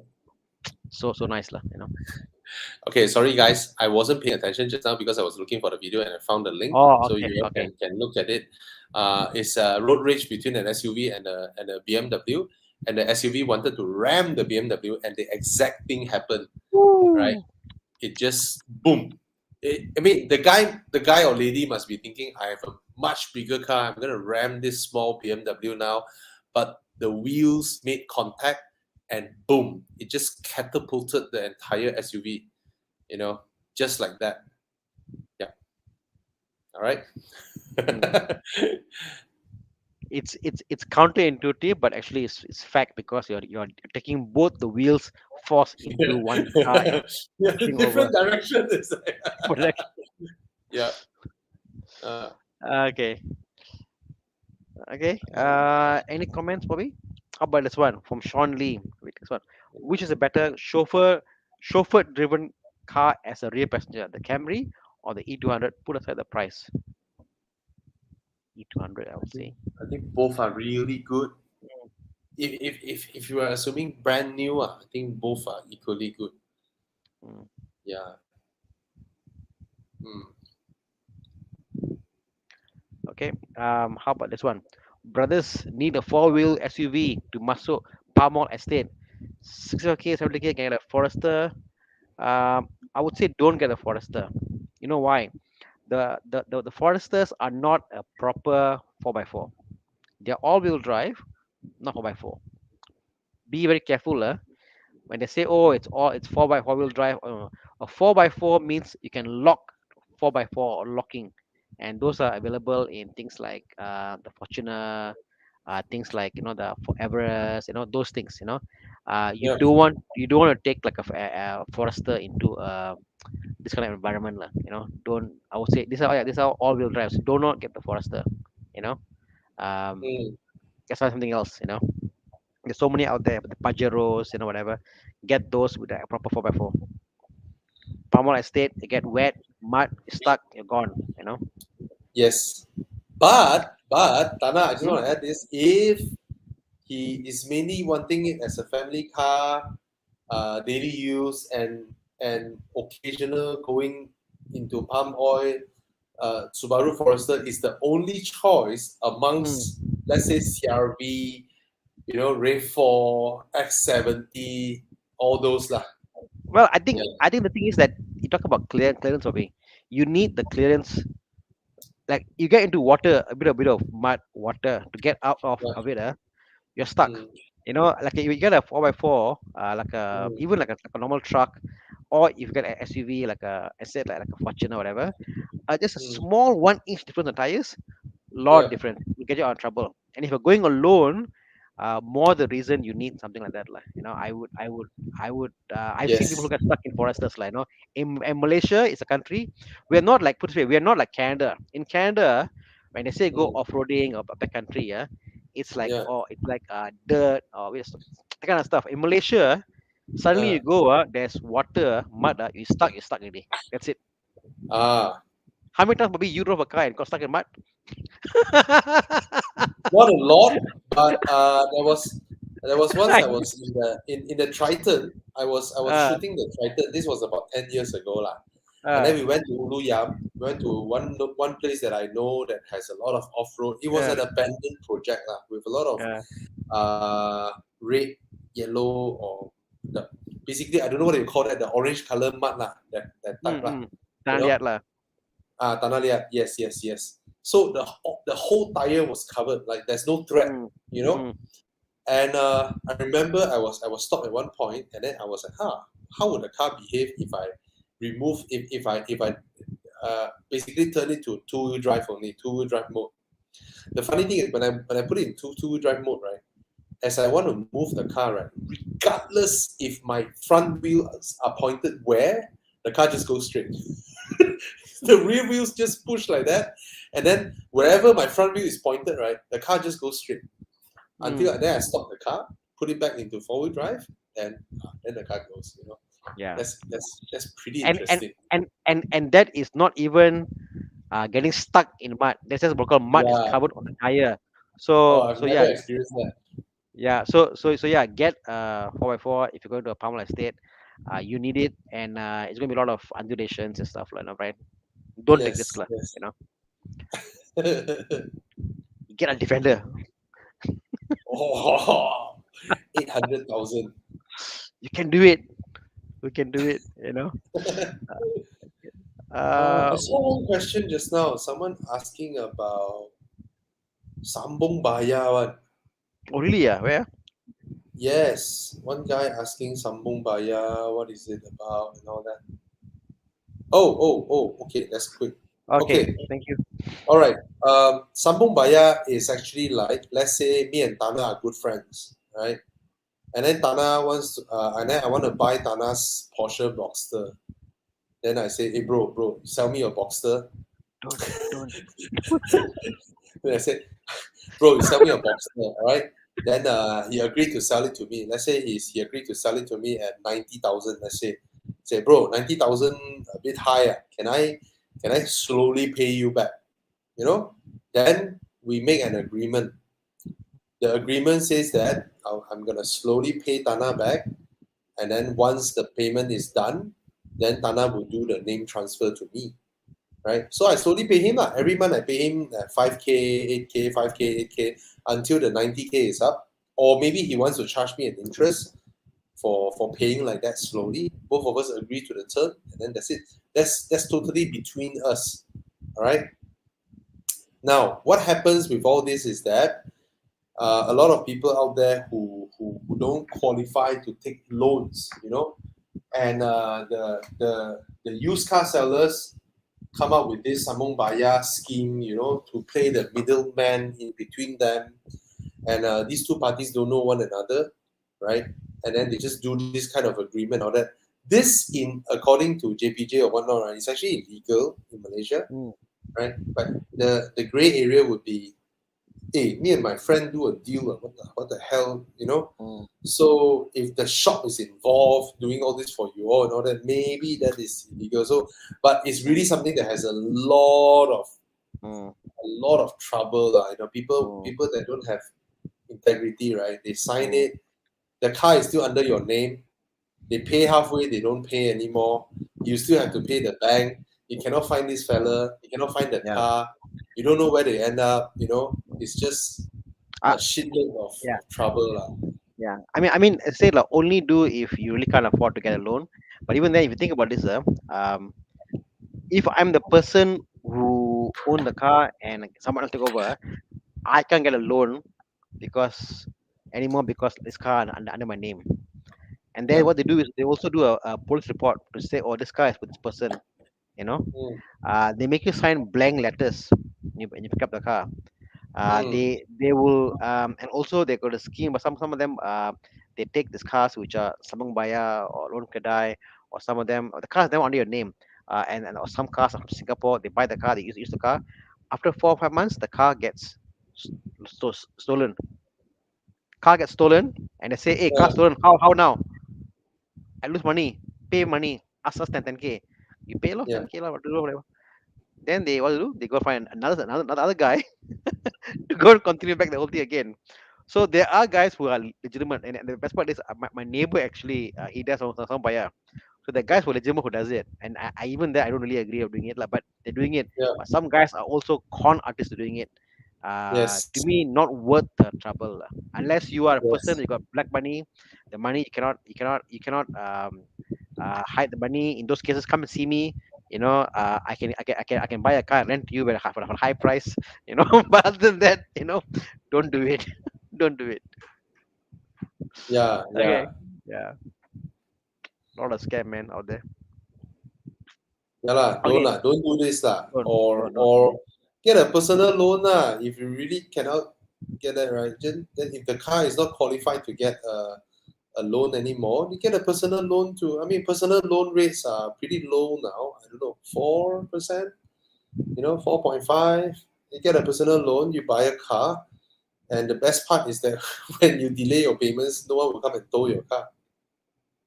Unlike car loans, Yeah. All right. This is interesting. We don't recommend dealers because we don't work with dealers. We don't know any dealers, and yeah, that's all we can say. That's all I can say. I mean, a good dealer may sometimes end up with having a bad car, or sometimes a great car would end up with a bad dealer. Follow the car, don't follow the dealer. So you equip yourself with the knowledge or the capacity to do inspection, to do extended warranty and all these things, right? Then you can disregard the dealer because you look at the car, you like the price, you like the spec, you like the color, that's the one you want to go for. Then you do your inspection, you do your own due diligence. Then you don't have to rely on whether you can trust that dealer guy or not, or whether what he tells you is the truth or not. Malaysians have this problem. We tend to value trust higher than truth. All right. I look at your face, you look at my face, I see your eyes big, shiny, I think I trust you. Whatever the shit that comes out from your mouth, I believe that's the truth. I value that higher than truth. But seeking truth is going to find evidence that validates whatever this person is saying, right? It's just like there was a point in time where Honda and Toyota sales service advisors, that time the fuel pump that they have from Denso have issues, but the SAs was in the midst of trying to figure out what went wrong. Out of nowhere, they came out with this rumor saying that, you pump Shell, don't pump Shell, Shell caused your fuel pump issue, and then this whole thing spread. Come on, if we are a little bit more scientific, right? Just think about it. Is that even logic, right? And those rumors that say that Shell feel dirty and all that, you just think about it. If Shell, right, one of the globe's biggest petroleum company, who is doing branding and all that, making all this effort, make their stations beautiful and all that, right? If they know there's an issue with their fuel, do you not think that is the easiest thing they can fix immediately, right? And they're gonna let it perpetrate like that? There's no way, impossible, right? So all these things, right? I find it very funny, people believe all this kind of nonsense. If they know, they would have done it immediately, and they have the lowest chance of having that in the way. So anyway, yeah. Truth. Seek truth. Not just blindly trust. That's You very always important. say MX5 is the answer, but in this case, is it the answer for under 200k? MX5, 86 or Boxster? I I think wish the Boxster. MX5 I wish the MX5 has the 86's engine. Right. Again, Yeah. my gripe with MX5 is that the engines are not spectacular. Mm. Yeah, they sound Old Boxster, old Boxster, old Boxster. I But mean, old Boxster is a cash buy, right, bro? not so old lah. This is like still can get 987 or 200k can get. Bro, do you Yeah. know there was a point in time where the 981 went below 200k? The non-S variant, the 2.7 variant, went to 190-ish, you know? Yes, correct. And I think it's us again, it swing back up. You push it up, correct. Yeah, that's the 987. Mm. Even the 987 prices went back up, right? Back up. There was a In fact, time they were about 90, and then your 986 was about 50, 60 that time. There was a point of time they correct, were around that range. And now the 986 went back to 70, 80. correct. And I see also 90. yeah, and 987s are all 130, 150 above. Crazy, Yeah. right? Mm. By I think of all these things, if I was financially on make a decision, is the Porsche. I think that one will have the best resale value. Will go up in price. You know, it's a mid-engine. You know, Mm. Porsche, bro, Porsche. Flowers and berries. That's your name. Ah, but he went from 200k. He went another question about to 20k. 208 can buy goodbye now. So I don't know where 200k or 220k now. Your budget. But 200k, Boxster, 208 Peugeot avoid lah. I think the Peugeots they're cheap for a reason lah. You know, simply put, Mm. they're money pits. Yeah. Korean car, high maintenance. I'll say false. No, lah. Yeah, lah. I don't believe False. this. Yeah. I don't believe No, this. I've had a Korean car before, Sonata. Perfectly fine. It's just that when the car is brand new, it's 200k. The car, it's going to be a 200k maintenance all throughout its life, lah. You know, so don't think it's cheap because it's second-hand value is cheap, lah. Yeah. You know, what else we got questions here we haven't answered? Ooh, lifestyle vehicle. I like that. I choose Countryman. I agree with you, lah. Right? The UX and Harrier seems more um, utility driven, for purpose driven. The Countryman Yeah. is more lifestyle, lah. Good choice. Mm.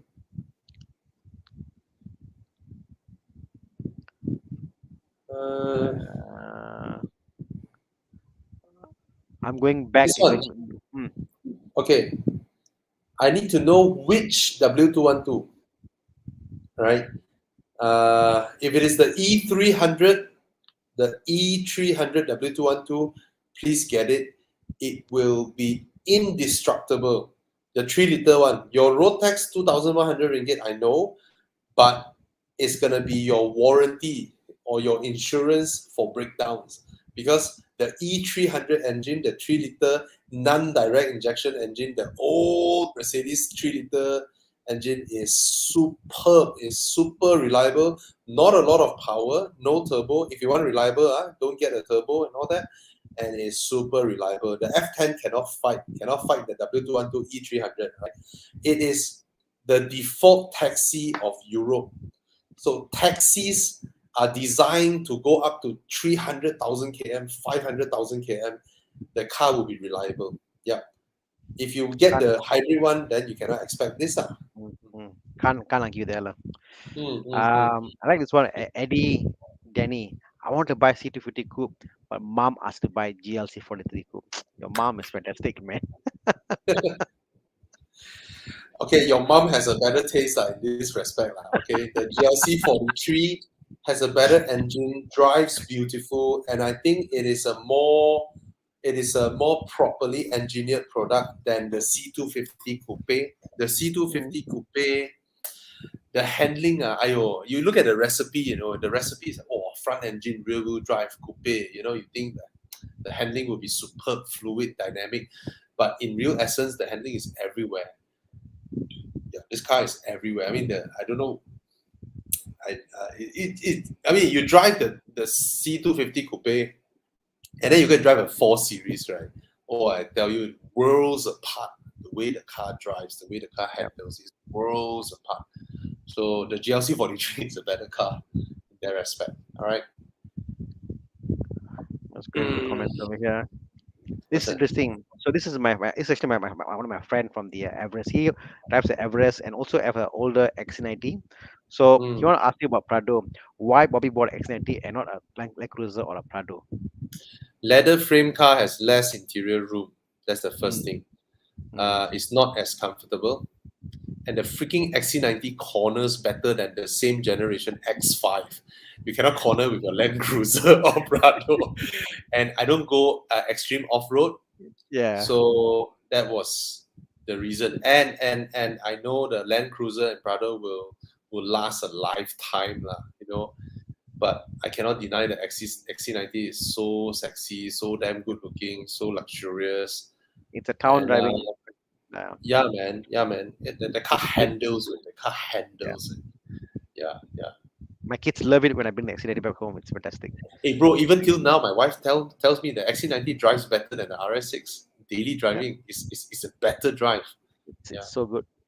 yeah, man. Um, SUV wagon budget 50K, 213 Tiguan 2.0 or 213 V60 2.0 T5. Goodbye. Need comfort, right? Bit power for overtake uphill. Easy maintenance. Thank you.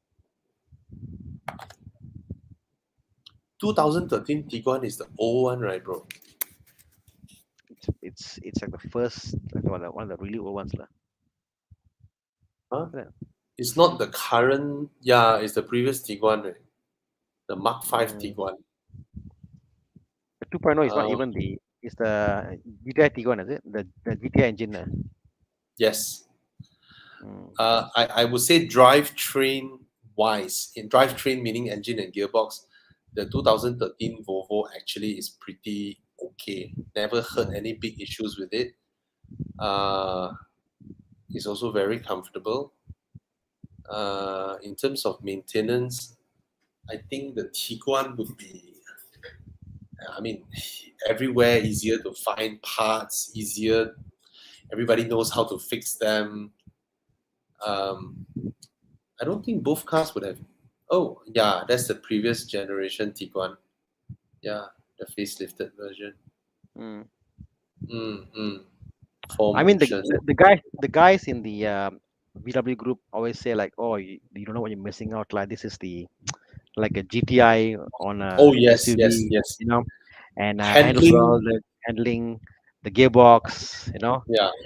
Um, so yeah, it's quite unique lah. I think for the value, Yes, it's basically a GTI lah. yes, Think yes, about it. yes. Mm, And brand new, it was 230,000 back then, crazy.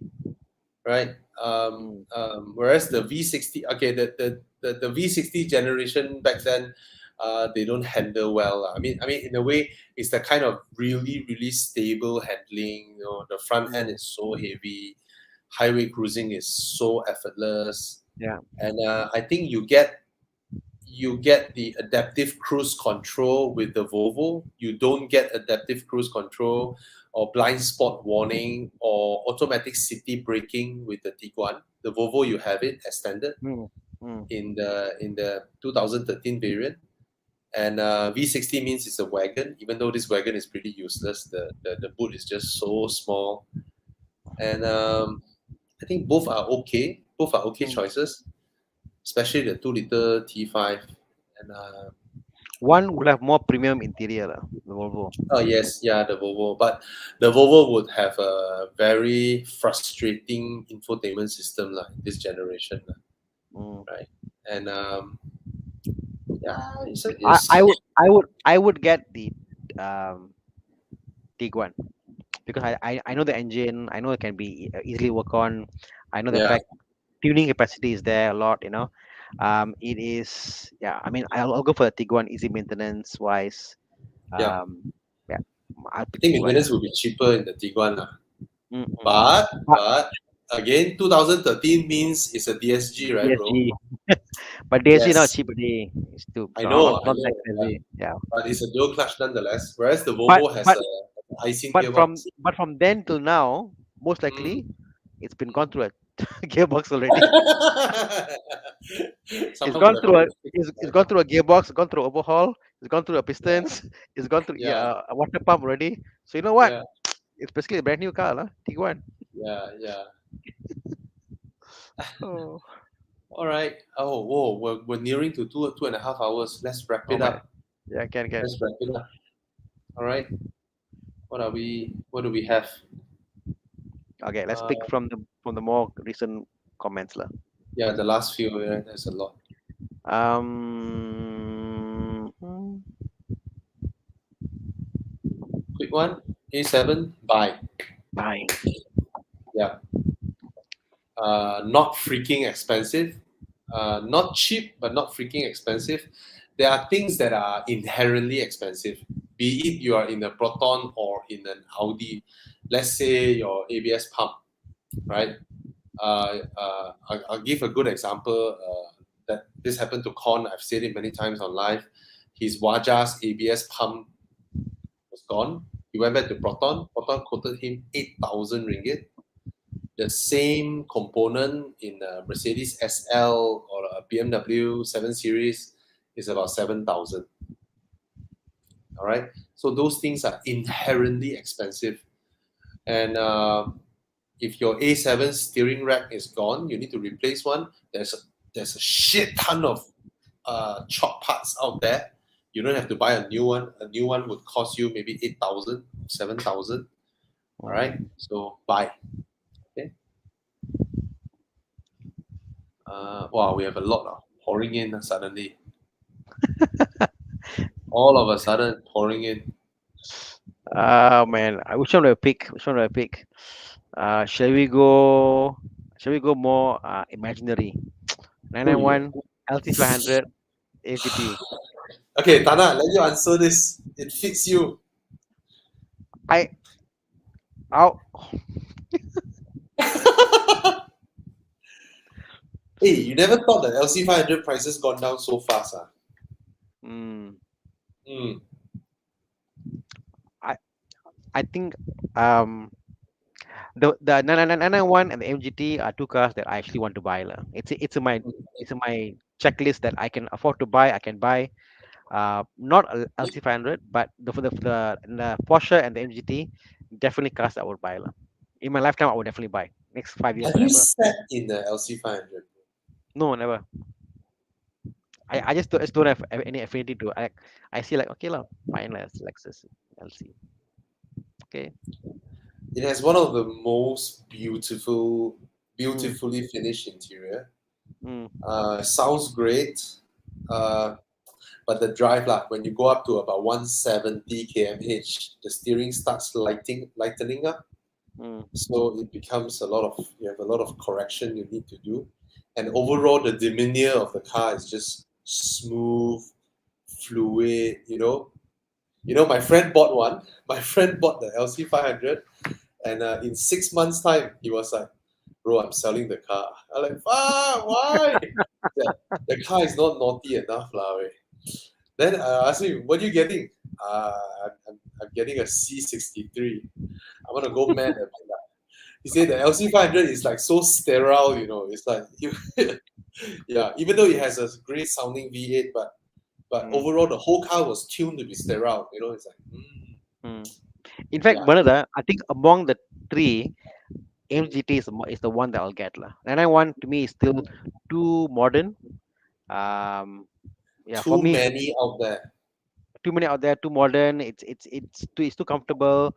It feels a bit safe. MGT with the V8, I think the sound is more of for me an occasion with the MGT opposed Yes. to the Porsche or the Lexus.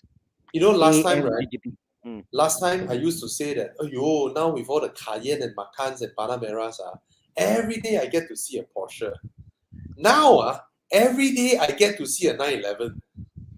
Every single day there is a 911 somewhere out there, in front of you, behind you. Every day you just drive your car out, you will stumble a 911.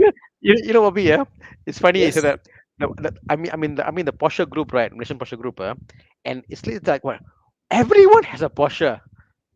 And the guys I meet, well, like I met this guy who contacted me, and he has a 535 diesel F10. It was like Yeah. a fanatic. Talking, oh, he like, oh, I love my diesel. Fantastic, like Mike did this car, like, no. Then he said, oh, by the way, I also have got a 911. I'm like, huh. He like, yeah, I have it, but I don't drive it, like, no. So like everyone, for the sake of having one, has a 911 parked in the house. Like like same way got Alpha, took got money, like, yeah, I got 911 lah. Fine, it's Oh, parked. oh, yes, Like that. yes, Like, yes.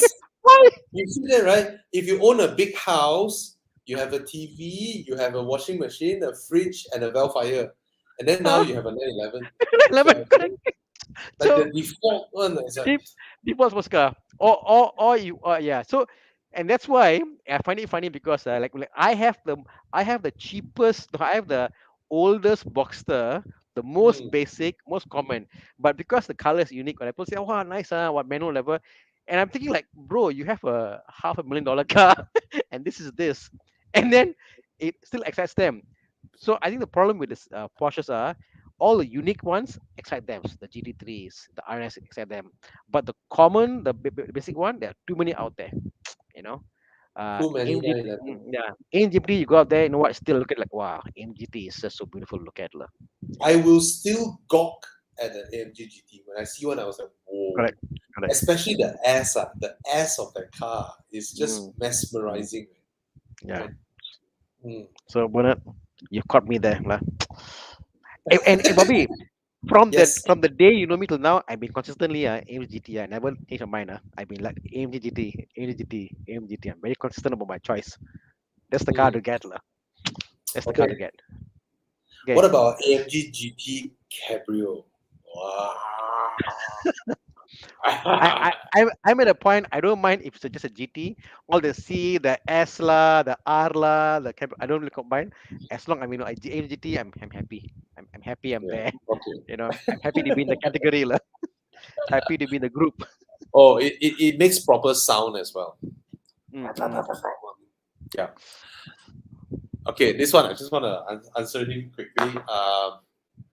Okay, if you're driving a MK3 TT, you go into a 640i Cabrio, the first thing you will feel is that, why is the car slow? Why is the car not exciting to drive? Yes, it's Mm, rear-wheel drive, but it's not as exciting to drive as your MK3 TT. mm, You get a larger car, it looks more expensive than your TT, but you're also coming from an Audi built interior to a BMW built interior, and this is the F generation BMW built interior. I can tell you, they are nowhere up their game back then when compared to Audi. All right, the way everything fits together and all that, right? It's not Audi level, so you will have the feeling that, hey, what did I do? Provided you are sick and tired of your driving, you just want to cruise in comfort in a long car that looks really graceful in front of the hotel and all that kind of stuff. 4-person in the car, drop top, then go for it. There's only one available for sale now. The guy is selling 178,000. If you want, you can grab it up. To me, it's a beautiful car, practical and low maintenance, low fuel consumption. Never had issues all these years. Yeah. All right.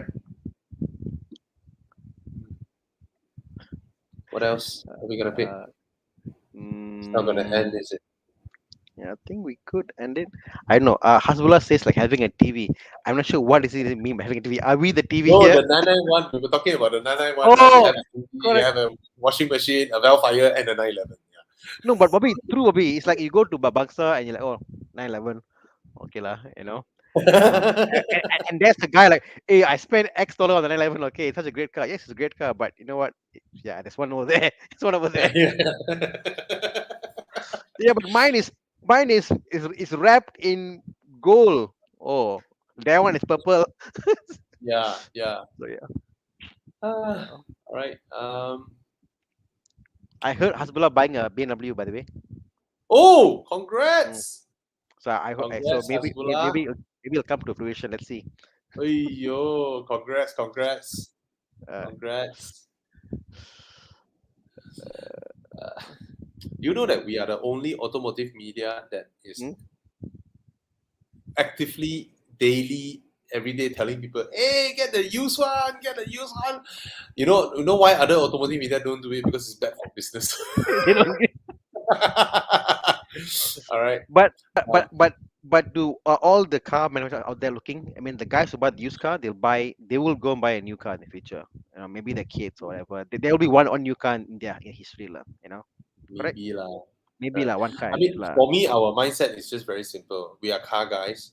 Mm. We want people to don't buy the wrong car. When you buy the wrong car, then yeah, that's the one available for sale. You look at his house, you know he can afford the maintenance, right? You know he won't skip on maintenance, he won't skimp on it, and it's the exact same spec as mine, except that I have more exciting looking interior color lah. Apart from his like full black everything, you know, and yeah, it's a freaking Chi Yang, you go back to the engine bay picture. You know, this engine bay, right, is so well sealed, right? Mm. Every time I open the engine bay, right, it's like super clean on inside. It's pretty interesting. Every time I was like, hey, my car damn old already, with 10-year-old already, you know. Every time I open the engine bay, it's like, hey, why is it so clean and everything is like, you know. So it's always a good sight. Yeah. And it's a well engineered car. It's amazing how the 6 series and like a 3 series, you compare the refinement quality. It's like, my God, day Huge and night. difference. Huge difference, Huge difference. Yeah, huge and difference. it's not just putting an engine in, like, it's just that everything that goes into it. Yeah, man, it's a beautiful cabin. I mean, I look at this cabin and then you look at the new 8 series. It's a nice cabin. It's a nice car. Very comfortable, great driving position. You know. Yeah. So, Bobby, have you what do you yes. think about the Impreza WRX? So S5 or Impreza WRX. I always my first experience with the Impreza was I got scared because the sound was very loud, and then the sound went like how the sound goes. It's very weird exhaust tone. It's like because it's a boxer engine, Uh, and uh, then uh, I got scared. It was the only car when I was young I got scared in the car. I think that's a STI that you're in, right? Yeah, Not a STI, correct. Yeah, WRX. yeah, it was There's STI. an Yeah. STI. Right? Mm. Yeah, I think he's talking about maybe the current Oh. WRX, the one that Felix Tay has. Oh, Felix Mm-mm-mm. one is a STI. Mm. This one is a automatic gearbox, Oh, okay. CVT gearbox, you Okay, know. okay. Mm. But I always felt the Impreza WRS is like the Asian version of the 3 Series, you know. It's so big, so comfortable, so, Mm. you know, so practical. It's a big car, you know. The WRS is a big car. You park it Mm. next to a F30 or it's bigger than the F30, you know. It's a Mm. big car. And S5 or WRX. I think that WRX is the kind of car where you can really drive it rough, you know. Whereas the S5, you get a lot of Christmas tree lights after that. Ooh. Yeah. I always feel it's a privilege the day I can push my Audi, but I won't push it every day. It's like it's like okay, I only got this much quota. I use that especially this much, left and left must keep this quota for tomorrow Yeah, day.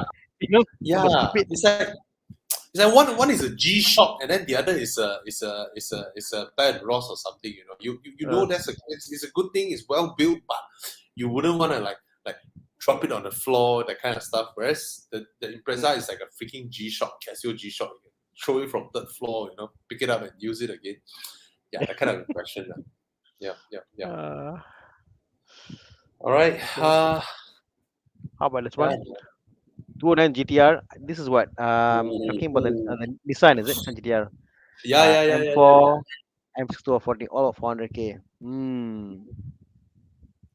I think the Easy, man. M4. I think the M4 isn't an occasion enough. Like M4 for the look and feel. I don't know lah. I just find the M4 a bit more dull and boring. The Which one would GTR you is. go for? I'll go for the M4 because Chiang gave him a better choice. Chiang, yeah. Oh, look at this, man. ah I tell you yeah that the stop it. combo of this car is just perfect. Mm. See, For a lot of youngsters, they may not be able to accept this. he Right? even add to favorites today. See, add to favorite. You know what, this one really this spec, I mean, I have to salute this owner lah. The way he Mm, spec this car, mm. it's like, The top and the yes, body and it's a sporty car, but everything that he spec, right, wants to make this car, classy and just, it's it's like the Italian vignette. It's yo. very yeah.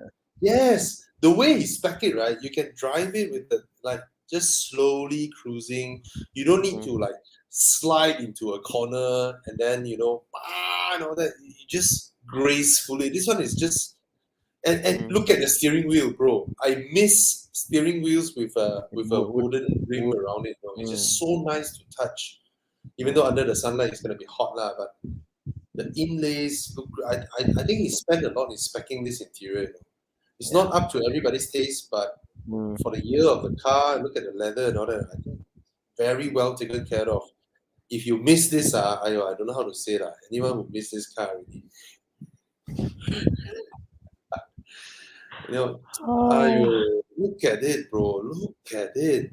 And if someone is buying a house, right, preparing all the documents, right, might as well just throw the documents to the dealer at one go. You don't have to waste your time and to compile the documents again. I did that yesterday for a different car. Ayo. A smart man, right, always buy their wife the car they wanted to buy first. Yes, I did that. Darling, I got you a Maserati Grand Cabrio. Right. And then every day she So said, I don't dare to drive lah. Ayo, you don't dare to drive lah. Never mind, next time I get you something else lah.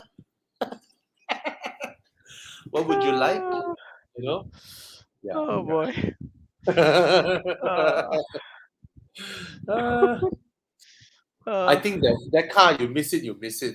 It's like, you know. I said like, I mean, it's how I look at the Maserati. Yeah, it's on paper it's fantastic, great because why it's got the drop top, it's got 4 seats, it's luxurious, the car feels like $1 million, and yet the price is about there. Even if you go for the Gran Turismo, you know what, it's great value. But but the drop top is, I mean, I want a car that's personal. I don't want to bring the kids out. so so so yeah, that's why. So if it's a drop top, I'm not a fan of the. I thought I was if I wasn't driving it. I said I'm not. I can't get over the fact about kids in the back. I don't know whether how, and that's the part which the back seat lah. They don't need to always follow you out. Mm, Especially if you wake up early enough. Oh, look at the rear seats, bro. Look at mm. that.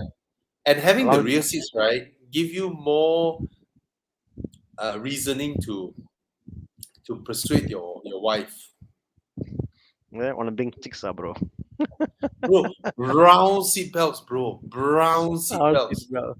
Mm, My God, I tell you, the amount of time this person spends in the room to spec the car, ooh, mm, it's amazing, way. It's amazing. mm, Right. Now, Maseratis may have the sort of the people would think that, oh, Maserati and BMW or Mercedes are almost there, right? You can look at the interior of the car just now, right? Like Chiang, if you look at the interior of the car just now, the rear seats one, the rear seats. So you look at the deck where the rear seat belts are housed, right? Maserati, what makes this car, closer to exotics than the usual like this? Every surface you see here is covered in leather, mm. you know. It's really bordering towards the kind of really exotic Even the cars. roof is leather, huh? Uh, it's either leather or Alcantara. Like the Mm, mm, DB9, the roof, the folding roof inside is Alcantara. mm, It's yeah, and they use expensive Italian leather.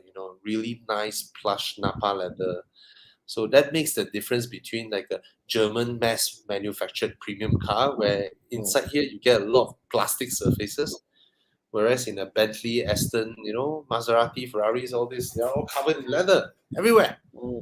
Yeah, yeah, yeah. Cows had to die for them. Cows with an S. Ah, Ah, all right. Okay, okay. guys. I think we're we need to call it a night lah. We're getting 3 hours already. Tana, you okay? Or you want to go to 4 hours? We can do a bit more. I think it's fine if you wanted to. I think even those people who are asking questions is like, I can't we're so believe knowledgeable 200. already. I can't believe 200 guys are still awake at this hour listening to us talk. You're gonna don't want to sleep, huh? Monday or tomorrow go to work. All of you. Yeah, man.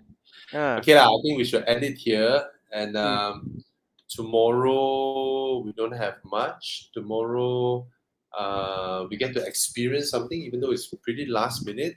And then Wednesday, I don't know what's up. And then Thursday, Tana I don't might have any have plans. something. I might something. I'll think of something lah. Okay. I feel like I'm in a property mood now, Bobby. Like Yeah. yeah, it's Let's like do in it. the mood of let's do property lah. Let's find somebody on property. And if you want to talk about property, hook us up. Come and chat us on Facebook, and then we'll see. Yeah. All right. And then Friday will be Talk Gear with Thomas. Oh, Wednesday, listen to Alex and DK singing, live from Sarawak. Mm. And DK went back. And then Sunday would be cartoons with Tana and Mike. Yeah. Yep. We took a break Right. last week because Mike had to do his Colorado. But Yeah. we are back next week. All right. Okay, Thank bro. you so much, guys, for staying with us for so long. Con is having a holiday with his wife. Ooh. Maybe he wants to make more babies. I'm not sure, but yeah, that's He's why trying to he's fill not up all the seats in his S-Max here. with some sexy All right, guys. All right, thank you, and good night, everybody. Hope you all have a good time, and share this video to more of your friends. Get them coming here and all that. Please help us share it. All right.